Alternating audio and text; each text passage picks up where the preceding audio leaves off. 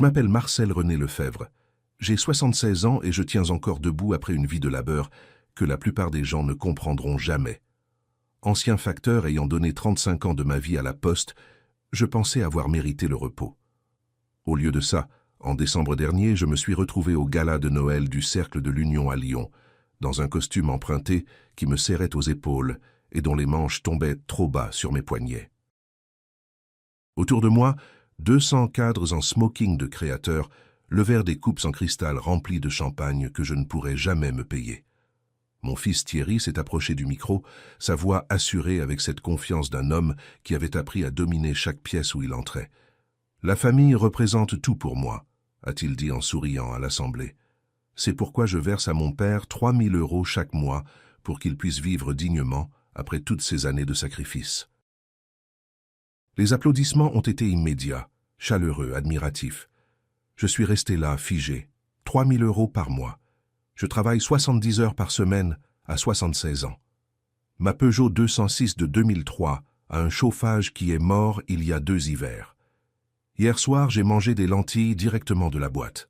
Ce matin, mon compte en banque affichait 127 €. Mais ce qui s'est passé ensuite a fait pâlir tous les visages de cette salle. Avant ma retraite, j'ai distribué le courrier pour la Poste pendant 35 ans. Pluie, neige, canicule. J'ai parcouru ces tournées jusqu'à ce que mes genoux commencent à lâcher et que mon dos me dise qu'il était temps d'arrêter. Je pensais que la retraite signifiait le repos.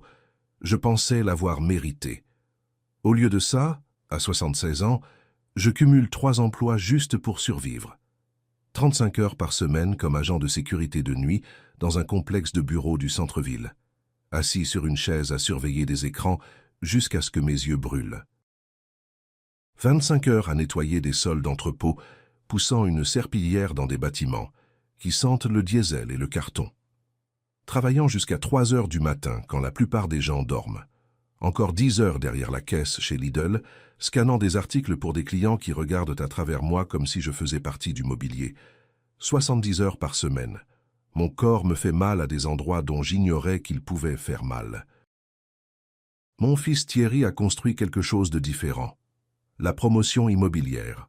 Son bureau se trouve au 35e étage d'une tour de verre à La Défense avec vue sur tout Paris. Il conduit une voiture qui coûte ce que je gagnais en 5 ans. Il vit dans un penthouse à Neuilly, dans un quartier où les gardiens arrêtent les gens qui me ressemblent et posent des questions. Sa femme, Bénédicte, vient de la vieille bourgeoisie du 16e arrondissement. Le genre de famille qui est riche depuis si longtemps qu'elle n'y pense même plus. Elle gère leurs finances, avec des tableurs et des comptes d'investissement que je ne comprendrai jamais. Elle porte des vêtements qui coûtent plus que mon loyer mensuel. Je me tenais dans cette salle de réception comme un accessoire dans la représentation de quelqu'un d'autre. Une histoire que Thierry racontait pour paraître généreux. Un élément pratique de son récit sur les valeurs familiales et le soin de ceux qui l'ont précédé. Le beau-fils, le père reconnaissant. Sauf que rien de tout ça n'était vrai. J'avais besoin d'air. Les applaudissements résonnaient encore dans mes oreilles quand j'ai franchi les portes vitrées pour sortir sur la terrasse. Le froid de décembre mordait mon visage, mais il semblait plus propre que la chaleur à l'intérieur de cette salle pleine de mensonges. J'ai sorti mon téléphone. L'écran affichait une notification d'EDF. Paiement en retard. 73 € que je n'avais pas avant que ma vacation de sécurité ne commence à minuit. Des pas ont claqué derrière moi, des talons sur la pierre. Je connaissais ces talons. Bénédicte est apparue à côté de moi, une coupe de champagne dans sa main manucurée. Son sourire était parfait. Étudié. Thierry s'inquiète pour vous, Marcel. Il parle de vous constamment, de tout ce qu'il fait pour vous. Parfois, je trouve qu'il donne trop. Je me suis tourné pour la regarder. Je n'ai pas reçu un centime. Son sourire n'a pas changé. « Oh, Marcel, à votre âge, la mémoire joue de ses tours. Ça doit être déroutant, tous ces arrangements financiers. Vous devriez être reconnaissant que Thierry s'occupe de tout pour vous. Il ne veut que votre bien. » Ma mémoire fonctionne très bien. Mon compte en banque me dit la vérité. Elle s'est rapprochée. Le sourire est resté, mais ses yeux sont devenus froids. « La famille, c'est tout, Marcel. Tout. Ce serait vraiment dommage que quelque chose perturbe ça. Thierry a travaillé si dur pour bâtir sa réputation. Les gens le respectent. Nous ne voudrions pas qu'une quelconque confusion abîme ce qu'il a construit. Les malentendus peuvent être si embarrassants. La façon dont elle l'a dit, la façon dont elle m'a regardé comme si j'étais un problème à gérer. Un vieil homme noir antillais qui devrait connaître sa place, qui devrait rester tranquille et reconnaissant. Vous comprenez ce que je vous dis? Je comprenais parfaitement. Je suis parti sans un mot de plus. J'ai conduit 40 minutes pour rentrer dans mon quartier. La partie de Lyon qui ne figure pas dans les brochures touristiques. Mon immeuble HLM se dressait entre un bureau de transfert d'argent et une laverie automatique dont la moitié des néons étaient grillés. 450 € par mois pour 35 mètres carrés. À l'intérieur, je me suis assis à ma petite table de cuisine. La chaise branlait. J'ai ouvert mon ordinateur portable, l'écran clignotant comme s'il allait rendre l'âme d'un jour à l'autre. Je me suis connecté à mon compte bancaire. 127 €. Pas 3000, pas même 300. 127 €. Je suis resté là à fixer ce chiffre, sentant quelque chose de froid s'installer dans ma poitrine. Quelque chose qui ressemblait au moment juste avant qu'on arrête d'accepter les mensonges et qu'on commence à exiger la vérité. Le sommeil n'est pas venu. Je suis resté allongé dans mon lit à fixer les fissures du plafond. Mon esprit rejouait les mêmes scènes encore et encore. La mère de Thierry est morte quand il avait 8 ans. Un cancer l'a emporté en 6 mois. M'a laissé avec un garçon qui pleurait tous les soirs pour s'endormir pendant 1 an. J'ai fait des doubles vacations à la poste. J'ai pris des emplois le week-end à décharger des camions. J'ai manqué ces spectacles d'école parce que je distribuais le courrier. J'ai manqué ces matchs de basket parce que je faisais une 2e vacation juste pour garder les lumières allumées. Mais je me suis assuré qu'il ait ce dont il avait besoin. Je me suis assuré qu'il puisse aller à l'université. Il était intelligent. Il a obtenu une place à Sciences Po grâce à une bourse au mérite. J'étais si fier. J'ai pleuré quand cette lettre d'admission est arrivée. Il se tenait dans notre petite cuisine et m'a fait une promesse. Il a dit que quand il réussirait, il prendrait soin de moi. Il a dit que je n'aurais plus jamais à me tuer au travail. Je l'ai cru.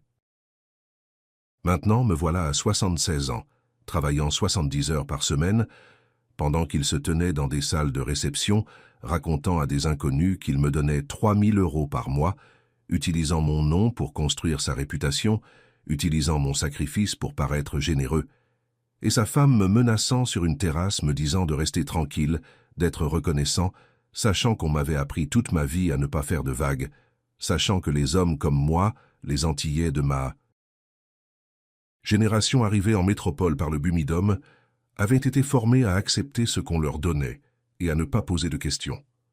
Je me suis levé, j'ai marché jusqu'à ma table de cuisine, j'ai ouvert mon ordinateur portable, j'ai commencé à taper. Pas de colère, juste des faits, des dates, des chiffres, la vérité, parce que le silence protège les mauvaises personnes. Et j'en avais fini de les protéger. Plus maintenant.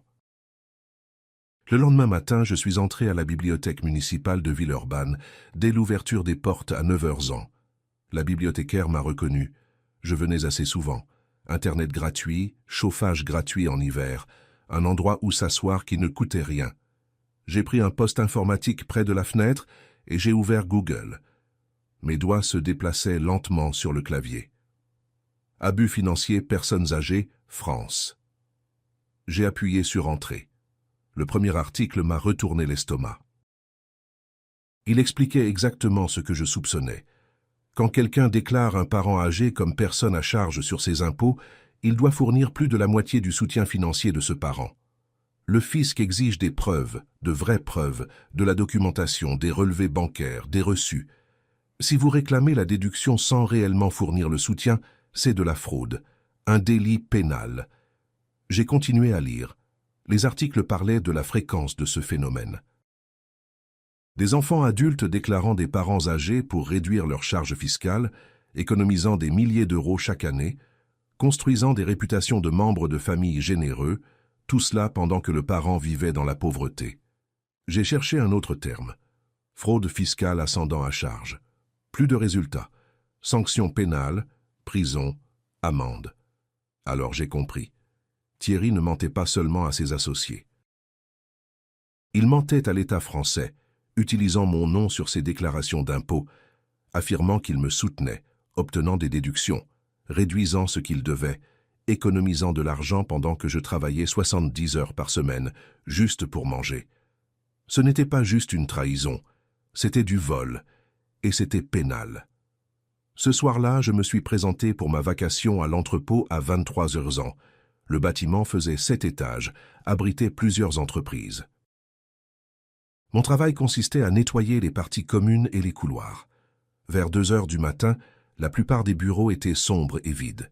Le 7e étage abritait un cabinet d'expertise comptable, des professionnels qui aidaient les gens riches à gérer leur argent et leurs impôts. Je vidais leurs poubelles comme chaque nuit, poussant mon chariot le long du couloir. Quelque chose a attiré mon attention dans l'une des corbeilles de recyclage. Un morceau de papier avec un en-tête. J'ai failli continuer mon chemin. Ce n'était pas mes affaires, mais j'ai vu mon propre nom. Je me suis arrêté, j'ai sorti le papier, je l'ai lissé contre mon chariot. C'était un brouillon de lettres. Des marques au stylo rouge le couvraient avec des corrections et des notes. L'en-tête indiquait « Stratégie d'optimisation fiscale pour Thierry Lefebvre ». Mes mains ont commencé à trembler avant que je finisse de lire le premier paragraphe.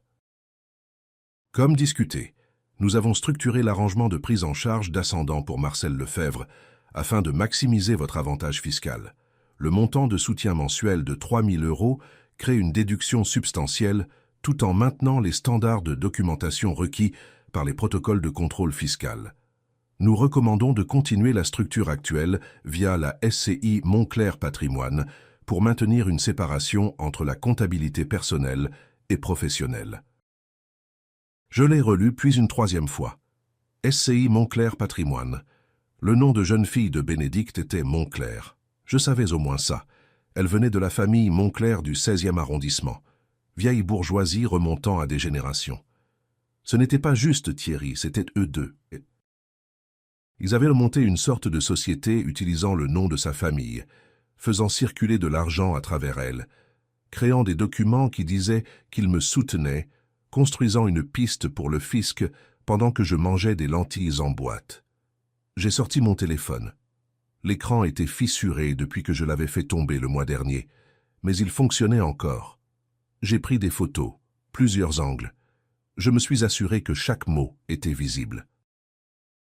La date, l'en-tête, la ligne de signature, puis j'ai fouillé plus profondément dans la corbeille de recyclage, trouvé d'autres pages, d'autres brouillons, d'autres lettres discutant de l'arrangement. J'ai tout photographié. Quand j'ai eu fini, mes mains tremblaient si fort que je pouvais à peine tenir le téléphone. J'ai tout remis exactement comme je l'avais trouvé. J'ai fini ma vacation en pilote automatique. Ce n'était pas juste un mensonge raconté à une soirée. C'était systématique, planifié, documenté. C'était de la fraude. Je suis allé directement de l'entrepôt à ma vacation du matin chez Lidl. Mon corps avait l'impression de se déplacer dans de la boue, mais j'ai pointé à 8 heures ans et j'ai pris ma place à la caisse. Monique travaillait la même vacation que moi. Elle avait 65 ans, une femme noire aux cheveux argentés qu'elle gardait courts et des lunettes de lecture qui pendaient à une chaîne autour de son cou. Nous avions travaillé ensemble pendant 2 ans. Elle avait été comptable avant que son entreprise ne réduise ses effectifs et ne se débarrasse de tous ceux qui avaient plus de 60 ans. Pendant notre pause, je lui ai montré les photos sur mon téléphone. Elle a mis ses lunettes et a étudié chaque image attentivement, fait défiler lentement. Son expression a changé. « C'est de la fraude, Marcel », a-t-elle dit doucement. « Ça, c'est de la fraude fiscale. Si ton fils te déclare comme personne à charge et documente un soutien qu'il ne t'a jamais donné, c'est une infraction pénale. Délit fiscal. Tu es sûr ? J'ai travaillé en comptabilité pendant 30 ans. Je suis sûr. Elle m'a rendu mon téléphone. La question est, qu'est-ce que tu vas faire ? Je ne sais pas, j'ai besoin de plus que ça, non ? Plus de preuves. Tu as besoin que tout soit documenté. Des relevés bancaires montrant que tu n'as jamais reçu d'argent. Des bulletins de paie de tes 3 emplois prouvant que tu subviens toi-même à tes besoins. Des quittances de loyer, des factures de services publics, tout ce qui montre la vérité sur comment tu vis réellement. Et tu dois découvrir s'il y a plus. S'ils ont monté cette SCI Montclair Patrimoine, il pourrait y avoir d'autres documents, des comptes bancaires, d'autres lettres. Elle m'a regardé par-dessus ses lunettes. Sa voix était douce, mais ferme. Marcel, c'est sérieux. Ce n'est pas juste un drame familial. C'est ton fils qui utilise ton nom pour commettre des délits pénaux. Si tu obtiens plus de documents, plus de preuves, je peux t'aider à comprendre ce que les chiffres signifient. Fais ça, mon grand. Apporte-moi ce que tu trouves. Je te dirai exactement ce que ça signifie. J'ai attendu le soir pour passer l'appel. Assis à ma table de cuisine avec mon téléphone et un petit enregistreur vocal que j'avais acheté chez Lidl pendant ma vacation. 15 €, chaque centime en valait la peine. J'avais fait des recherches à la bibliothèque. En France, l'enregistrement d'une conversation est légal si l'un des participants y consent.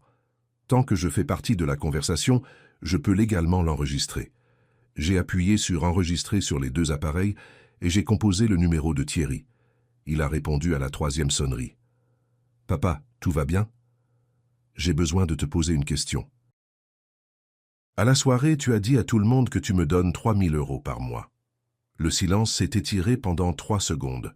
Puis, « Papa, c'est compliqué. Il y a des structures fiduciaires impliquées, de l'optimisation fiscale, des instruments financiers. Tu ne comprendrais pas le côté financier des choses. Je comprends que mon compte en banque a 127 € dessus. Tu ne regardes pas la situation dans son ensemble. L'argent est mis de côté pour toi. Il est géré correctement pour ton bénéfice à long terme. Il y a des comptes que tu ne vois pas.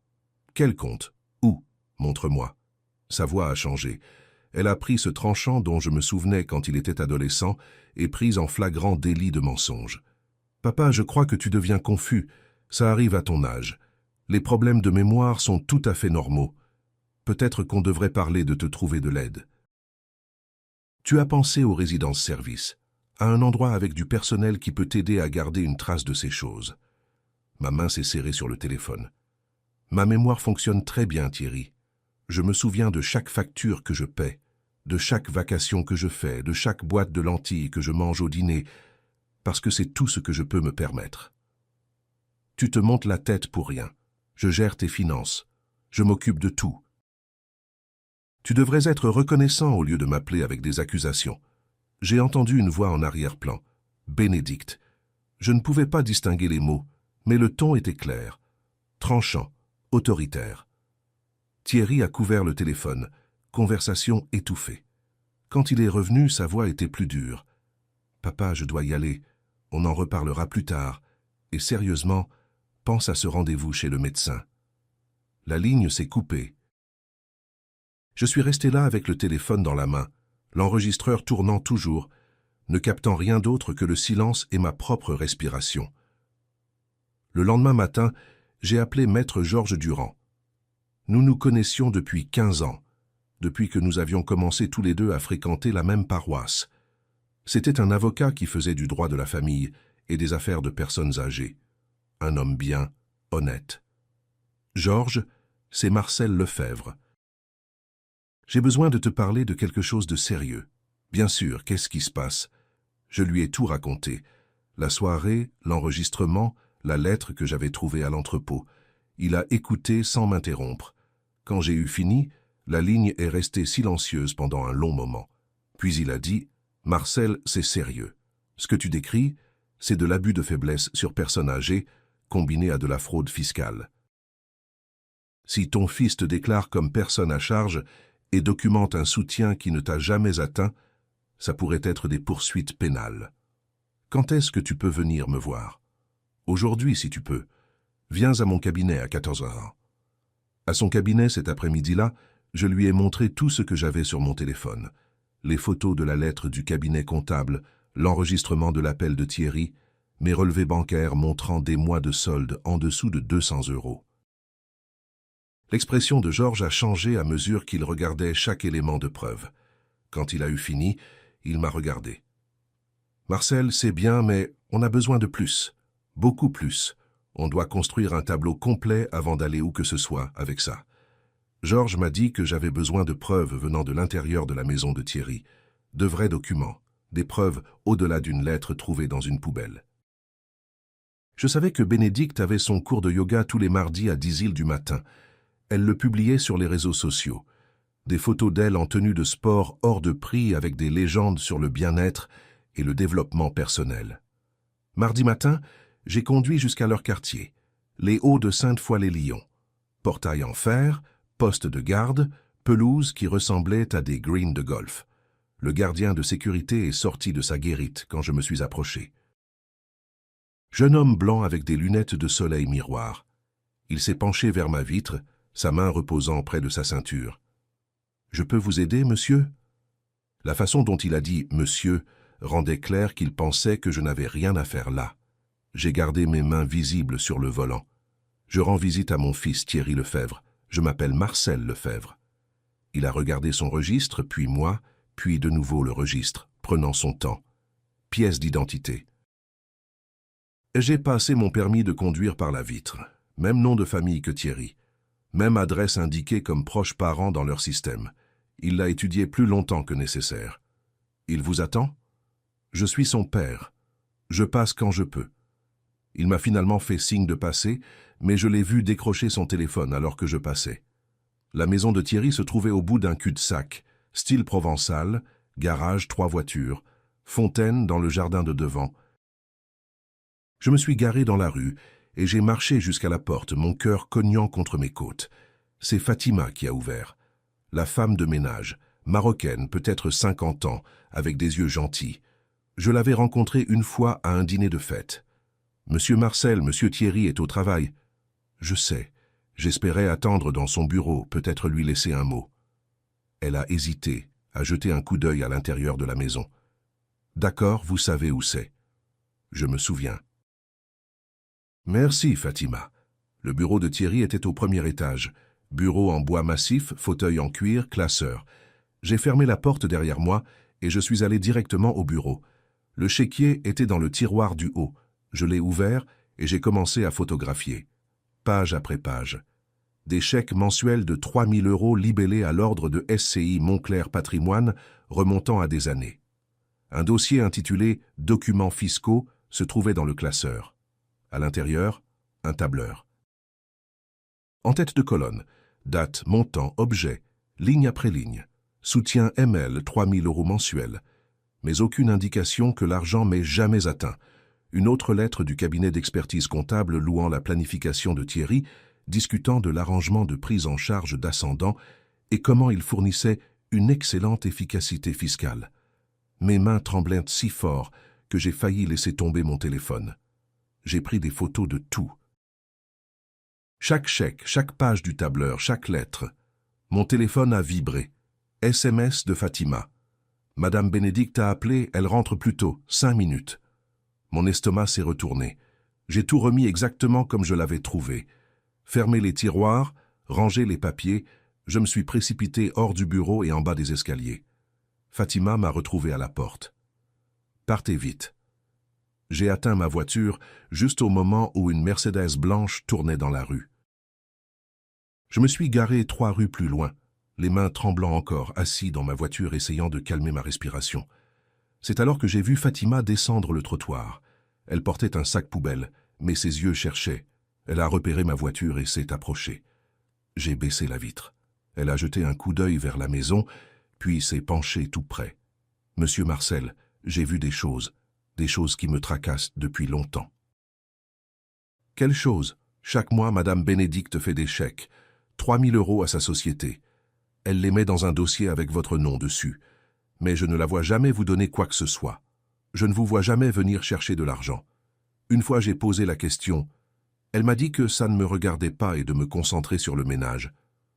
La voix de Fatima est devenue plus basse. Elle dit à monsieur Thierry quoi faire. Tout. Les affaires, l'argent, tout. Il a peur d'elle.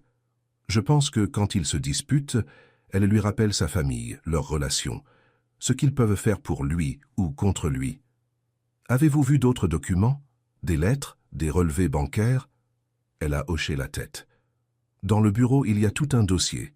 Des documents fiscaux, des relevés bancaires pour le compte de la SCI Montclair Patrimoine. Je nettoie ce bureau 3 fois par semaine. Je vois des choses même quand je ne suis pas censé regarder. Fatima m'a regardé dans les yeux. Elle me traite comme si j'étais invisible, monsieur Marcel. Comme si j'étais un meuble qui nettoie et cuisine, mais qui ne voit pas et n'entend pas. Je crois qu'elle vous traite de la même façon, Comme si on ne comptait pas parce qu'on n'est pas riche, pas blanc, pas assez important pour qu'on s'inquiète de nous. Fatima, si ça va plus loin, si j'ai besoin de prouver ce qu'ils ont fait, est-ce que vous seriez prête à dire à quelqu'un ce que vous avez vu? À l'écrire? Elle est restée silencieuse pendant un long moment. La peur a traversé son visage. J'ai besoin de ce travail. J'envoie de l'argent à ma mère au Maroc. Ma fille est à l'université. Mais ce qu'ils font est mal. Si vous avez besoin de moi pour dire la vérité, je la dirai. Elle a mis la main dans sa poche et en a sorti une enveloppe pliée. J'ai fait une copie la semaine dernière. Quelque chose m'a dit que je devais le faire. C'est un relevé bancaire de la SCI Montclair Patrimoine. Elle l'a pressé dans ma main. Soyez prudent, monsieur Marcel. Madame Bénédicte n'aime pas quand les gens posent des questions. Georges m'a donné le nom de maître Sylvie Konaté, spécialiste en droit des personnes vulnérables. Il a dit qu'elle était la meilleure à Lyon pour des cas comme le mien. Son cabinet était dans un petit immeuble près du palais de justice. Pas de hall chic, juste une réception avec des meubles pratiques et des revues juridiques sur une table basse. Maître Konaté était une femme noire d'une quarantaine d'années, avec des cheveux naturels tirés en chignon et des lunettes de lecture sur une chaîne. Elle m'a serré la main fermement et m'a fait signe de m'asseoir en face de son bureau. Maître Durand m'a un peu parlé de votre situation. Montrez-moi ce que vous avez. J'ai ouvert mon téléphone et je l'ai guidé à travers tout. Les photos de l'entrepôt, le chéquier du bureau de Thierry, l'enregistrement de notre conversation téléphonique, le relevé bancaire que Fatima m'avait donné. Elle a pris des notes pendant que je parlais, s'arrêtant de temps en temps pour poser des questions. Quand j'ai eu fini, elle s'est calée dans son fauteuil et a étudié ses notes pendant un long moment. C'est solide, monsieur Lefebvre, très solide. Ce que vous décrivez implique au moins 3 infractions. Abus de faiblesse selon le droit français, fraude fiscale pour de fausses déclarations de personnes à charge, et potentiellement faux et usage de faux si des documents ont été falsifiés avec votre signature.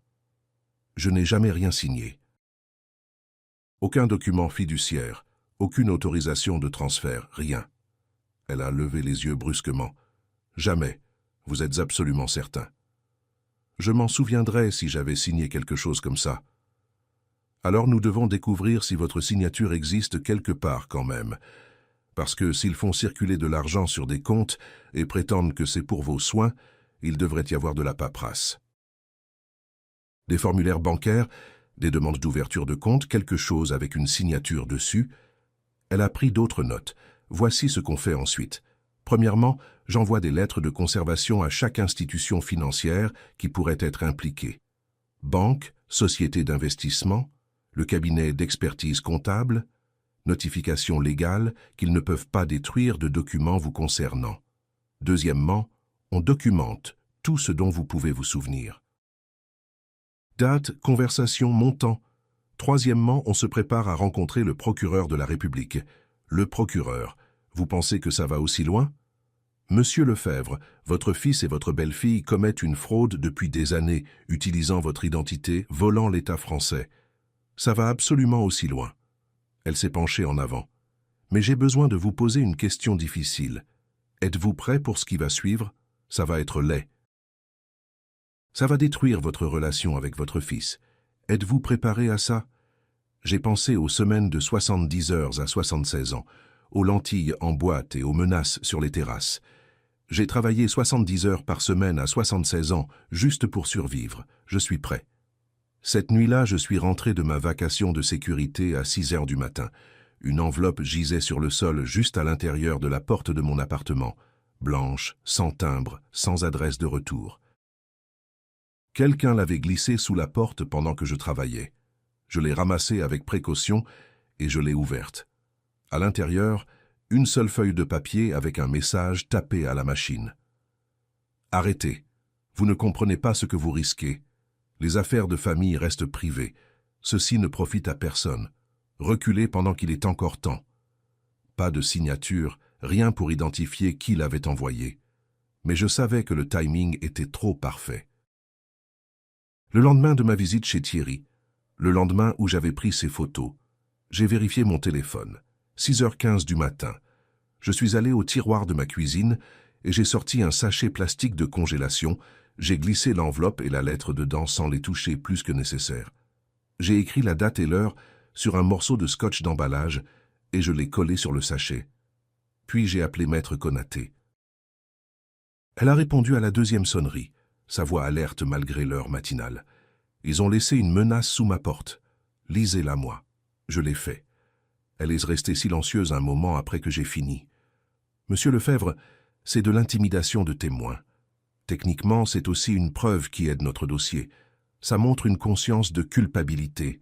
Les gens ne vous menacent pas pour que vous vous taisiez à moins de savoir qu'ils ont fait quelque chose de mal. Photographiez l'enveloppe, la lettre, tout. Notez exactement quand et où vous l'avez trouvée. Gardez-la dans ce sachet plastique. Est-ce que je devrais m'inquiéter? Est-ce que je devrais avoir peur?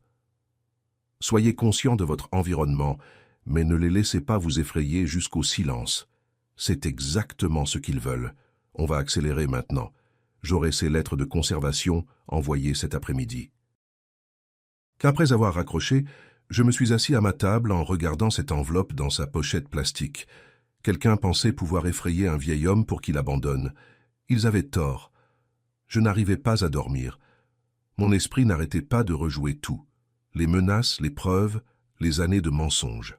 À 2 heures du matin, je me suis levé et j'ai ouvert mon ordinateur portable. J'ai créé un compte sur Facebook. Anonyme. Pas de vrai nom, pas de photo, juste un profil vierge. J'ai intitulé le post « Le Père invisible ». J'ai écrit l'histoire d'un homme de 76 ans qui travaillait 70 heures par semaine sur 3 emplois. D'un fils qui se tenait devant des gens riches et prétendait donner à son père 3 000 € chaque mois.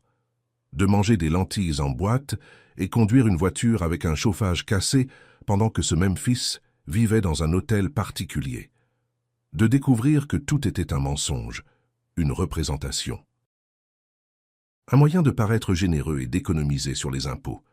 Je n'ai pas utilisé de nom, je n'en avais pas besoin. Les détails racontèrent l'histoire.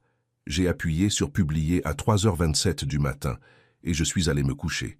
Quand je me suis réveillé à midi, mon téléphone vibrait de notifications. Le post avait été partagé 600 fois. La section commentaires se remplissait vite. Ma fille et son mari font ça. Ils disent à tout le monde qu'ils me soutiennent. Je vis de ma retraite minimum et du RSA. Mon fils me déclare sur ses impôts chaque année. Je ne vois jamais un centime. Je pensais que c'était comme ça que ça marchait. C'est arrivé à mon père. On ne l'a découvert qu'après sa mort quand on a vu les déclarations d'impôts. Il a vécu dans la pauvreté pendant que mon frère réclamait des milliers en déduction. La plupart des commentaires venaient de personnes âgées antillaises ou africaines. Des gens à qui on avait appris à ne pas faire de vagues, à ne pas questionner leurs enfants, à ne pas créer de problèmes pour la famille qui avait réussi. Puis un commentaire m'a arrêté net. Ça ressemble exactement à Bénédicte Monclerc du 16e. Elle a arnaqué mon père à Marseille il y a 10 ans. Schéma différent mais même mode opératoire. Elle a pris 75 000 € de son restaurant. Elle se disait conseillère financière. Quand il a demandé des comptes, elle a disparu. On n'a jamais porté plainte parce qu'il avait trop honte. Si c'est la même femme et qu'elle a épousé un promoteur immobilier lyonnais, ton fils pourrait s'appeler Thierry. J'ai fait une capture d'écran du commentaire immédiatement et je l'ai envoyé à Maître Konaté avec un seul message. Il y a une autre victime. Elle m'a appelé 5 minutes plus tard. Ça change tout. On n'a pas juste affaire à la fraude d'une famille. On a affaire à une prédatrice. Mon téléphone a sonné à 7h du matin. Thierry. Je l'ai laissé sonner 2 fois avant de répondre, mon doigt déjà sur le bouton enregistré. « Papa, mais qu'est-ce que t'as fait ?»« Bonjour Thierry. » Me dis pas bonjour. Des gens m'envoient des liens vers un post Facebook sur un père qui travaille 70 heures par semaine pendant que son fils prétend le soutenir. C'est toi? T'as écrit ça? C'est vrai ou pas? C'est pas la question. Tu me fais honte. Mes investisseurs posent des questions. Mes partenaires d'affaires veulent savoir si je suis le fils de cette histoire. T'as idée de ce que ça pourrait faire à ma réputation, à mon business? Je suis resté silencieux. Je l'ai laissé parler. J'ai travaillé pendant des années pour construire ma crédibilité dans cette ville. Des années. Et tu vas tout détruire avec un post Facebook anonyme Parce que t'es confus sur des arrangements financiers que tu comprends pas? Je comprends que je travaille 70 heures par semaine à 76 ans. Je comprends que mon compte en banque a 127 euros. Je comprends la différence entre ce que tu dis aux gens et ce qui est vraiment vrai. Sa voix s'est abaissée, est devenue plus froide. Papa, si tu continues comme ça, je n'aurai pas le choix. Je vais devoir faire évaluer ta capacité par un médecin, te faire déclarer mentalement incapable, pour ta propre protection, bien sûr. Quelqu'un qui fait des accusations folles comme ça, qui poste des choses en ligne, clairement ne pense pas correctement. Un juge comprendrait ça. La capacité. Le terme juridique pour priver quelqu'un de son droit à prendre des décisions, à contrôler son propre argent, sa propre vie. Je suis parfaitement capable, Thierry. Mon esprit fonctionne très bien et j'en ai fini d'être ton alibi. J'en ai fini d'être l'accessoire que tu utilises pour avoir l'air d'un bon fils pendant que je me tue au travail. Tu fais une énorme erreur. La seule erreur que j'ai faite, c'est de rester silencieux si longtemps. J'ai raccroché, sauvegardé l'enregistrement, l'ai ajouté au dossier qui s'épaississait chaque jour. Mon téléphone a vibré immédiatement. SMS d'un numéro inconnu. C'est pas fini. J'ai fait une capture d'écran de ça aussi. L'email est arrivé 2 jours après que mon post Facebook soit devenu viral. L'objet disait « Je sais qui est ta belle-fille ». L'expéditeur était Abdoulaye Diallo, 70 ans, ancien instituteur qui avait ouvert un restaurant de cuisine africaine à Marseille avec ses économies de retraite. « Monsieur Lefebvre, j'ai lu votre post et je crois connaître la femme impliquée. En 2012, une conseillère financière nommée Bénédicte Monclerc m'a approché au sujet de mon restaurant. Elle disait pouvoir m'aider à m'agrandir, à mieux gérer mon argent, à augmenter mes profits. Elle avait des diplômes. Ses références venaient d'une famille bourgeoise parisienne avec des connexions impressionnantes. Je lui ai fait confiance. Je lui ai donné accès à mes comptes professionnels. Elle m'a convaincu d'investir 75 000 euros dans sa société de gestion pour ce qu'elle appelait une restructuration financière stratégique. Elle disait que ça triplerait mon argent en 2 ans. 6 mois plus tard, quand j'ai demandé un compte-rendu de où était passé mon argent, elle a arrêté de répondre à mes appels. La société de gestion n'était qu'une coquille vide. L'adresse professionnelle n'était qu'un service de domiciliation. Mes 75 000 euros avaient disparu. Je n'ai jamais porté plainte. J'avais honte. Monsieur Diallo, un Sénégalais de 60 ans qui avait réussi, qui avait enseigné pendant 30 ans, arnaqué par une jeune femme blanche avec un joli sourire et des mots compliqués. Je pensais que les gens diraient que j'aurais dû le savoir, que j'étais stupide, que je l'avais mérité. Mais j'ai vécu avec cette honte pendant 10 ans. Quand j'ai vu votre post et les commentaires d'autres personnes, j'ai réalisé que la honte est exactement ce qui fait que ça continue. Si votre belle-fille est Bénédicte Monclerc du 16e arrondissement et qu'elle a épousé un promoteur immobilier lyonnais, alors elle continue. Elle a juste trouvé un nouveau système, une nouvelle victime. Je suis prêt à parler aux autorités, à témoigner ce dont vous avez besoin. J'ai transféré l'email à Maître Konaté immédiatement. Elle a appelé en quelques minutes. Marcel, ça établit un schéma. Bénédicte n'est pas juste complice dans le stratagème de votre fils. Elle a apporté l'expertise. On doit agir vite. Maître Konaté a agi rapidement. Dans l'après-midi, des notifications légales sont parties vers chaque institution qui pourrait avoir des documents. À la société de promotion immobilière de Thierry, conservez tous les documents financiers, documents fiscaux et correspondances relatifs à Marcel Lefebvre ou tout arrangement de soutien de personnes à charge. À BNP Paribas, Crédit Lyonnais et 3 banques régionales. Conservez tous les documents de compte, cartes de signature et historique de transactions pour tous les comptes liés à Marcel Lefebvre, Thierry Lefebvre, Bénédicte Lefebvre ou SCI Monclerc Patrimoine. Au cabinet d'expertise comptable dont j'avais trouvé la lettre dans la poubelle. Conservez toutes les communications, déclarations fiscales et documents de planification relatifs à la famille Lefebvre. À l'adresse enregistrée de Monclerc Patrimoine. Notification légale que tous les documents doivent être conservés en attente d'enquête. Chaque lettre portait le même avertissement. La destruction de documents pendant une enquête judiciaire constitue une entrave à la justice. Délit pénal. Maître Konaté m'a appelé ce soir-là. L'avocat de Thierry a déjà répondu. Il a qualifié ça de harcèlement, dit qu'on se livre à une pêche aux preuves basée sur la confusion d'un homme âgé et des accusations délirantes. Qu'est-ce que vous avez dit? Je lui ai dit qu'on a des preuves documentaires, des conversations enregistrées, des témoignages, des photos de chèques et des communications internes. Je lui ai dit qu'on est prêt à tout porter au bureau du procureur de la République. Je lui ai dit que s'il trouve que les lettres de conservation sont du harcèlement, il devrait attendre que les citations à comparaître commencent à arriver. Et il m'a raccroché au nez, ce qui me dit qu'ils sont très inquiets. Mon téléphone a vibré. SMS de Thierry. « Papa, s'il te plaît, parlons avant que ça empire. On peut régler ça. » J'ai montré le message à Maître Konaté. « Ne répondez pas, a-t-elle dit. Tout passe par moi maintenant. » 3 semaines plus tard, une invitation est arrivée dans ma boîte aux lettres. Thierry organisait un autre dîner d'investisseurs. Plus petit cette fois, 50 personnes au lieu de 200. Le mot était écrit à la main sur du papier à lettres coûteux. « Papa, je sais que les choses ont été tendues entre nous. S'il te plaît, viens à ce dîner. Montrons à tout le monde qu'on est toujours une famille. On peut surmonter nos malentendus ensemble. » Bénédicte pensait probablement que je ne viendrais pas. Que la honte me garderait à l'écart. Qu'un vieil homme n'oserait pas confronter son fils en public 2 fois. Elle avait tort. Je suis arrivé tôt. J'ai porté le même costume emprunté. Les manches tombaient toujours trop bas. J'ai pris un siège près du fond, proche des portes de la cuisine, où les serveurs entraient et sortaient.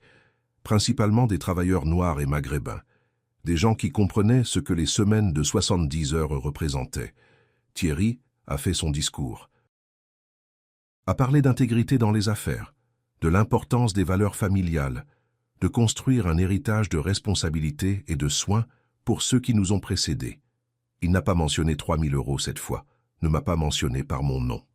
Il a juste parlé en termes vagues d'obligations familiales et de responsabilités générationnelles. Je me suis levé. Ma chaise a raclé le sol. La salle est devenue silencieuse. « Excusez-moi, est-ce que je peux dire quelque chose ?» Le visage de Thierry est devenu livide. « Papa, ce n'est vraiment pas le moment approprié. »« Je pense que si. Tu viens de parler de prendre soin de la famille. J'aimerais clarifier exactement à quoi ça ressemble. » J'ai regardé les serveurs debout contre le mur. D'abord, je veux remercier les personnes qui travaillent ce soir. Mamadou, Karim, Aïcha, Fatou. Vous êtes là à travailler pour que des gens comme nous puissent profiter d'un repas. Je vous vois. Je sais ce que ce travail coûte parce que je le fais aussi. Puis je me suis tourné pour faire face aux investisseurs et partenaires d'affaires qui remplissèrent la salle. Je m'appelle Marcel Lefebvre. Je suis le père de Thierry, j'ai 76 ans. Je travaille 70 heures par semaine, 35 heures comme agent de sécurité, 25 heures à nettoyer des sols d'entrepôt, 10 heures à la caisse chez Lidl. Les murmures ont commencé. Quelqu'un près de l'entrée s'est agité sur sa chaise. Il y a 6 mois, à une soirée très semblable à celle-ci, mon fils s'est tenu devant 200 personnes et leur a dit qu'il me donnait 3 000 € par mois, qu'il me soutenait, qu'il prenait soin de moi dans mes vieux jours. Thierry s'est levé. « Papa, s'il te plaît, arrête. Je conduis une Peugeot 206 de 2003 avec 240 000 km au compteur. Le chauffage n'a pas fonctionné depuis 2 hivers. La semaine dernière, j'ai mangé des lentilles en boîte au dîner 4 soirs d'affilée parce que c'est tout ce que je pouvais me permettre. Ce matin, mon compte en banque avait 156 € dessus. » Une femme noire plus âgée au premier rang s'est penchée en avant, sa voix a percé les murmures. « Thierry, c'est vrai? C'est compliqué. Mon père ne comprend pas les structures financières qu'on a mises en place. Je comprends que j'ai des photos, ai-je dit. Des chèques mensuels de 3 000 €, chacun libellé à l'ordre de SCI Montclair Patrimoine, la société de ma belle-fille. Pas un seul centime ne m'a jamais atteint. » La salle a explosé. Des voix se chevauchaient. Quelqu'un a dit qu'il avait lu quelque chose là-dessus sur Internet. Quelqu'un d'autre sortait déjà son téléphone. Bénédicte s'est levée, le visage rigide. C'est complètement inapproprié. Il est confus. Il ne comprend pas comment fonctionnent les fiducies et la planification successorale. Je l'ai regardé directement. J'ai gardé ma voix calme. Madame, j'ai peut-être 76 ans. Mais la confusion et le vol sont des choses très différentes. J'invite quiconque dans cette salle qui croit que j'ai reçu 3 000 € par mois à me retrouver à ma banque demain matin. On peut regarder les relevés ensemble. On peut voir exactement où cet argent est allé. Un homme au fond a levé son téléphone. J'ai vu la lumière rouge. Il enregistrait. « Tu te ridiculises », a dit Thierry, sa voix tremblant. « Non. Je dis la vérité, enfin. » Un investisseur s'est levé, puis un autre. Une femme s'est approchée de moi. « Monsieur Lefebvre, j'aimerais vous parler après. J'ai des questions sur les finances de mes propres parents âgés. » Un autre homme m'a tendu sa carte. « Je suis avocat pénaliste. Si vous avez besoin d'être représenté, appelez-moi. Sans frais. » Thierry et Bénédicte sont sortis par la porte de côté rapidement, sans regarder en arrière, sans dire au revoir à personne. 3 autres personnes sont venues me voir après, ont offert leur aide, partagé leurs propres histoires. Un comptable a dit qu'il avait soupçonné ce genre de fraude dans d'autres familles. Un homme de mon âge, aux cheveux gris, a dit que sa fille faisait quelque chose de similaire. « Je pensais que j'étais le seul », a-t-il dit doucement. « Vous n'êtes pas seul, lui ai-je dit. Aucun de nous ne l'est. La vidéo a explosé pendant la nuit. Le matin, 80 000 vues. À midi, 150 000. Le Progrès l'a mise en une. Un père âgé confronte son fils sur une supposée maltraitance financière lors d'un dîner d'investisseurs. Les chaînes de télé locales l'ont reprise pour leurs journaux du soir. Le clip vidéo passait en boucle. Mon visage, mes mots, l'expression livide de Thierry alors qu'il partait. Mais ce sont les sections commentaires qui racontaient une histoire plus compliquée. Remarquez le schéma ici. Belle-fille blanche de la grande bourgeoisie, beau-père noir antillais. Elle prend le contrôle des finances et soudain les membres noirs de la famille sont effacés. C'est ce qui arrive dans les mariages mixtes quand la vieille bourgeoisie rencontre les nouveaux riches. Le conjoint blanc apporte les connexions et la famille noire devient jetable. Mon oncle a épousé une femme blanche d'une famille aisée. En 5 ans, sa mère était dans un EHPAD public et personne ne pouvait lui rendre visite sans la permission de l'épouse. Je vois un schéma ici. Mais d'autres ont répondu vivement. C'est pas une question de race, c'est une question de cupidité. Plein de familles de même origine font ça à leurs parents âgés. Ma belle-mère blanche a volé la grand-mère blanche de mon mari pendant des années. On peut se concentrer sur le vrai crime ici plutôt que de tout ramener à la race. Un homme âgé se fait voler, c'est ça qui compte. Je suis blanc et l'épouse blanche de mon fils a fait exactement ça à mon père. La maltraitance financière n'a pas de couleur de peau. La discussion a spiralé dans des dizaines de directions. Certaines personnes voyaient des dynamiques raciales, d'autres voyaient de la pure cupidité. Tout le monde avait une opinion. Mon téléphone n'arrêtait pas de sonner. Journaliste des chaînes locales, producteur de chaînes d'infos nationales. Un podcast sur les crimes financiers, quelqu'un d'une série documentaire. Maître Konaté m'a dit de tout refuser. On ne plaide pas cette affaire dans les médias. On construit les preuves et on les amène au procureur. Une fois les charges déposées, là vous pourrez parler publiquement si vous voulez. Pas avant. Mais les emails continuaient d'arriver. Un a attiré mon attention. Monsieur Lefebvre, je m'appelle Aminata Diarra. J'habite à Bordeaux. Mon père est noir, originaire du Mali. Ma belle-mère est blanche, d'une famille bourgeoise de Bordeaux. Elle a épousé mon père il y a 5 ans. En 2 ans, ses comptes étaient vides. Elle prétend qu'elle gère tout pour son bien. Il n'a plus rien. On ne l'a découvert que quand il a eu un AVC et qu'on a essayé de payer ses frais médicaux. Tout avait disparu, transféré dans sa fiducie familiale à elle. Son nom apparaît sur des documents fiscaux prétendant qu'il reçoit un soutien. Il vit du minimum vieillesse. J'ai peur de la confronter. Mon père a peur, mais votre histoire m'a donné de l'espoir. Pouvez-vous m'aider? Je l'ai transférée à Maître Konaté. Elle a appelé immédiatement. Marcel, combien d'autres personnes vivent ça en ce moment? Combien ont trop peur pour parler? Mon post Facebook avait atteint 2000 commentaires. Des gens partagèrent des histoires, posèrent des questions, formèrent des connexions. Quelqu'un avait créé un groupe Facebook. Victime de maltraitance financière des aînés. En une semaine, 300 membres. Un groupe de soutien se formait. construit sur les fondations d'un vieil homme qui avait refusé de rester silencieux. Le coup à la porte est venu à 6h17 du matin. Fort, officiel. Le genre de coup qui vous réveille, avec le cœur déjà emballé. J'ai ouvert la porte pour trouver 2 gendarmes en costume sombre, badge accroché à leur ceinture. Monsieur Marcel Lefebvre. Oui, nous exécutons des mandats de perquisition ce matin. Pas ici, chez vous, au bureau et au domicile de votre fils. Nous voulions vous informer par courtoisie puisque vous êtes le plaignant dans cette affaire. Ma bouche s'est asséchée. Quand? En ce moment. Des équipes sont sur les 2 sites alors que nous parlons. Nous avons aussi des commissions rogatoires pour les relevés bancaires de plusieurs institutions. Cette enquête avance, monsieur. Après leur départ, je me suis assis à ma table de cuisine, les mains tremblantes, le téléphone silencieux, attendant. 20 minutes plus tard, mon téléphone a vibré. SMS de Fatima. Ils sont là. Beaucoup de personnes en uniforme prennent des cartons du bureau de monsieur Thierry. Madame Bénédicte est très en colère. Ils m'ont dit que je n'ai pas besoin de parler maintenant. Ils m'ont donné une carte avec un numéro. J'ai répondu, « Vous êtes en sécurité ?» Sa réponse est venue rapidement. « Oui, ils sont professionnels, polis. » À 9h, mon téléphone a commencé à sonner. Georges, Maître Konaté, Monique de Lidl demandant si j'avais vu les infos.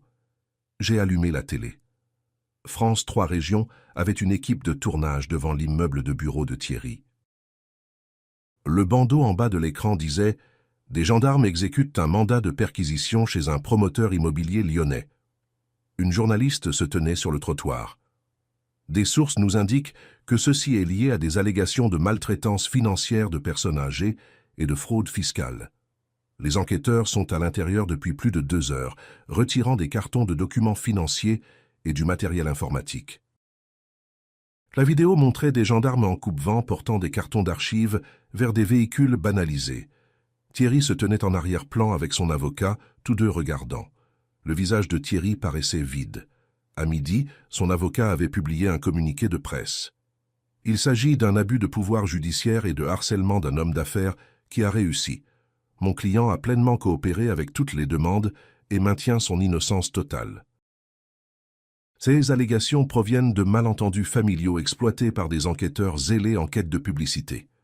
Maître Konaté a appelé. Ne répondez à rien. Ne parlez pas aux journalistes. Laissez-les raconter l'histoire qu'ils veulent. Les preuves parlent d'elles-mêmes. Qu'est-ce qui se passe maintenant? Maintenant, les experts comptables judiciaires passent tout ce qu'ils ont saisi au peigne fin. Ils construisent un dossier en béton. Ensuite, on va devant le juge d'instruction. J'ai passé le reste de la journée au travail, à mettre en rayon, à faire comme si de rien n'était. Mais chaque client qui passait à ma caisse, je me demandais s'il avait vu les infos, s'il savait qui j'étais. Maître Konaté a appelé 3 jours après l'exécution des mandats de perquisition. Sa voix portait un tranchant que je n'avais pas entendu avant, de l'excitation mêlée de colère. « Marcel, ils l'ont trouvé. La preuve irréfutable. » Trouvé quoi? Votre signature sur un formulaire d'autorisation bancaire daté du 15 mars 2019. Il établit un système de virement automatique d'un compte intitulé Fiducie Soins ML vers SCI Montclair Patrimoine. 3 000 € mensuels. Votre signature est juste là en bas, autorisant tout. Ma poitrine s'est serrée. Je n'ai jamais signé ça. Je n'ai même jamais vu ce formulaire. Je sais, parce que c'est un faux, et on peut le prouver. Elle a expliqué ce que les enquêteurs légistes avaient découvert. Le document avait ma signature en bas, Marcel Lefebvre, dans une écriture qui ressemblait à la mienne. Mais quand les analystes l'ont comparé à mes vraies signatures sur des dizaines d'autres documents, ils ont trouvé une différence cruciale. Vous levez votre stylo quand vous écrivez la dernière lettre de Lefebvre, le E, vous le faites toujours. C'est constant sur chaque signature légitime que nous avons de vous remontant à 20 ans. Renouvellement de permis de conduire, document de la poste, ouverture de compte bancaire. Chacune montre cette levée de stylo. Et celle qui est falsifiée ne le montre pas. Exactement. Celui qui a copié votre signature ne connaissait pas cette habitude. Il l'a écrite en un seul mouvement continu. Comment savez-vous que je ne l'ai pas juste signé différemment cette fois-là? À cause de la vidéo de surveillance bancaire, Le formulaire était censé être signé dans une agence BNP Paribas le 15 mars 2019 à 14h47. Les caméras de sécurité montrent une femme entrant dans la banque avec un homme à 14h35. Ils sont escortés vers une salle de signature privée. 12 minutes plus tard, ils sortent avec un dossier. Bénédicte? Oui, et l'homme avec elle a été identifié comme Éric Vasseur. C'est un faux clerc de notaire avec une condamnation antérieure pour faux et usage de faux. Le tampon de notaire sur votre formulaire d'autorisation lui appartient. Maître Konaté a fait une pause. Et Marcel, on a récupéré vos relevés d'emploi. Vous étiez à votre vacation à l'entrepôt ce jour-là, pointé à 14h30, à 15 km de cette banque. Vous ne pouviez physiquement pas être aux deux endroits. Je me suis assis. Mes jambes ne me portaient plus. Ce n'est plus juste de la fraude fiscale, c'est de l'usurpation d'identité, du faux et usage de faux. Ce sont des délits pénaux graves avec de vraies peines de prison. Et Thierry, il sait ce qu'elle a fait? Les emails qu'on a récupérés suggèrent qu'il savait exactement ce qui se passait. Il y a des messages entre eux discutant de la signature. Quand la faire, quelle agence utiliser? Au cours de la semaine suivante, les retombées se sont accélérées. 3 des principaux investisseurs de Thierry ont retiré leurs fonds. 2 partenaires d'affaires ont publiquement pris leur distance avec sa société. Le Lyon Capital a publié un article « Un promoteur fait face à une enquête pénale. Exode des investisseurs. L'empire de Thierry s'effondrait. Et tout ça construit sur mon nom falsifié. Le bureau du procureur de la République de Lyon se trouvait au centre-ville, dans un bâtiment qui faisait ressembler mon appartement à un placard à balai. Poste de contrôle de sécurité, portique de détection de métaux, gens en costume se déplaçant avec détermination. Maître Konaté m'a retrouvé dans le hall. Madame Belkacem est coriace. Elle a construit sa carrière en poursuivant la criminalité en col blanc et la fraude financière. Elle ne perd pas souvent. Dites-lui juste la vérité. Le bureau de Madame la procureure était plus petit que je ne m'y attendais. Organisé, pas d'encombrement. Elle s'est levée quand on est entré. Femme d'une quarantaine d'années, cheveux noirs tirés en arrière serrés. Sa poignée de main était ferme. « Monsieur Lefebvre, merci d'être venu. » Elle a fait signe vers des chaises en face de son bureau. « J'ai examiné tout ce que votre avocate m'a fourni. Laissez-moi vous présenter ce que nous avons. » Elle a ouvert un épais dossier. La signature falsifiée avec la vidéo bancaire montrant votre belle-fille, pas vous. Les images de surveillance horodatées pendant que vous travailliez à 15 km. Des chèques mensuels totalisant 144 000 € à SCI Montclair Patrimoine. Des déclarations d'impôts vous déclarant comme personne à charge. Des conversations téléphoniques enregistrées où votre fils suggère que vous êtes mentalement confus. Elle a sorti un email imprimé. On a aussi trouvé ça dans les documents saisis au bureau, de Bénédicte à Thierry, datés d'il y a 2 ans. Elle l'a fait glisser sur le bureau, je l'ai lu. Ton père sert enfin à quelque chose. Continue juste à garder l'histoire cohérente et à le faire taire. Les vieux Antillais de sa génération ne remettent pas en question l'autorité des Blancs. On ne risque rien. Les mots m'ont fait l'effet d'un coup physique. Madame Belkacem m'a laissé un moment avec ça. Puis elle a continué. Ce qu'on regarde ici implique au moins 3 chefs d'accusation. Abus de faiblesse selon le droit français. Fraude fiscale pour de fausses déclarations de personnes à charge. Usurpation d'identité pour la signature falsifiée. Escroquerie en bande organisée pour les transferts électroniques de fonds volés. Et association de malfaiteurs parce qu'ils l'ont planifié ensemble sur plusieurs années. De combien de prisons on parle? S'ils sont reconnus coupables sur tous les chefs, votre fils pourrait faire face à 10 à 15 ans. Bénédicte, potentiellement plus à cause de la victime de Marseille et du schéma établi de comportement prédateur. Elle s'est penchée en avant. Mais avant de continuer, j'ai besoin de vous poser une question. Qu'est-ce que vous attendez de cette procédure? J'ai pensé à Fatima qui risquait son emploi, à Abdoulaye Diallo portant la honte pendant 10 ans, à toutes les personnes qui m'avaient écrit en disant qu'elles pensaient être seules. Je veux que la vérité soit consignée.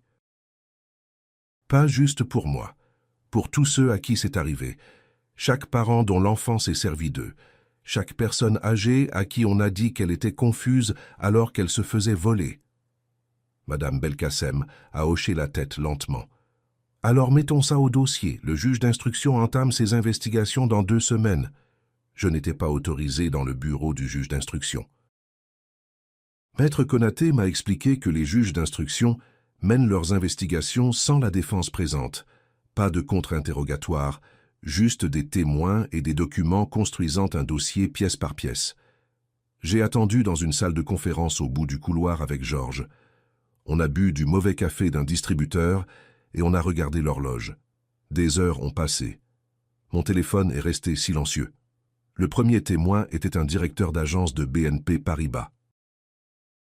Il a témoigné qu'il n'y avait aucune trace de Marcel Lefebvre ayant jamais visité l'agence où le formulaire d'autorisation était censé avoir été signé. Pas de rendez-vous programmé, pas de registre des visiteurs, rien. Puis, ils ont passé la vidéo de surveillance. Montré Bénédicte et Éric Vasseur entrant à 14h35, montré qu'ils allaient dans la salle de signature privée, montré qu'ils sortaient 12 minutes plus tard avec un dossier. Puis ils ont présenté ma fiche de pointage de l'entrepôt. Même date, même heure, pointé à 14h30, adresse à 15 km de cette agence bancaire, physiquement impossible d'être aux 2 endroits. Un halètement a parcouru la salle d'audience.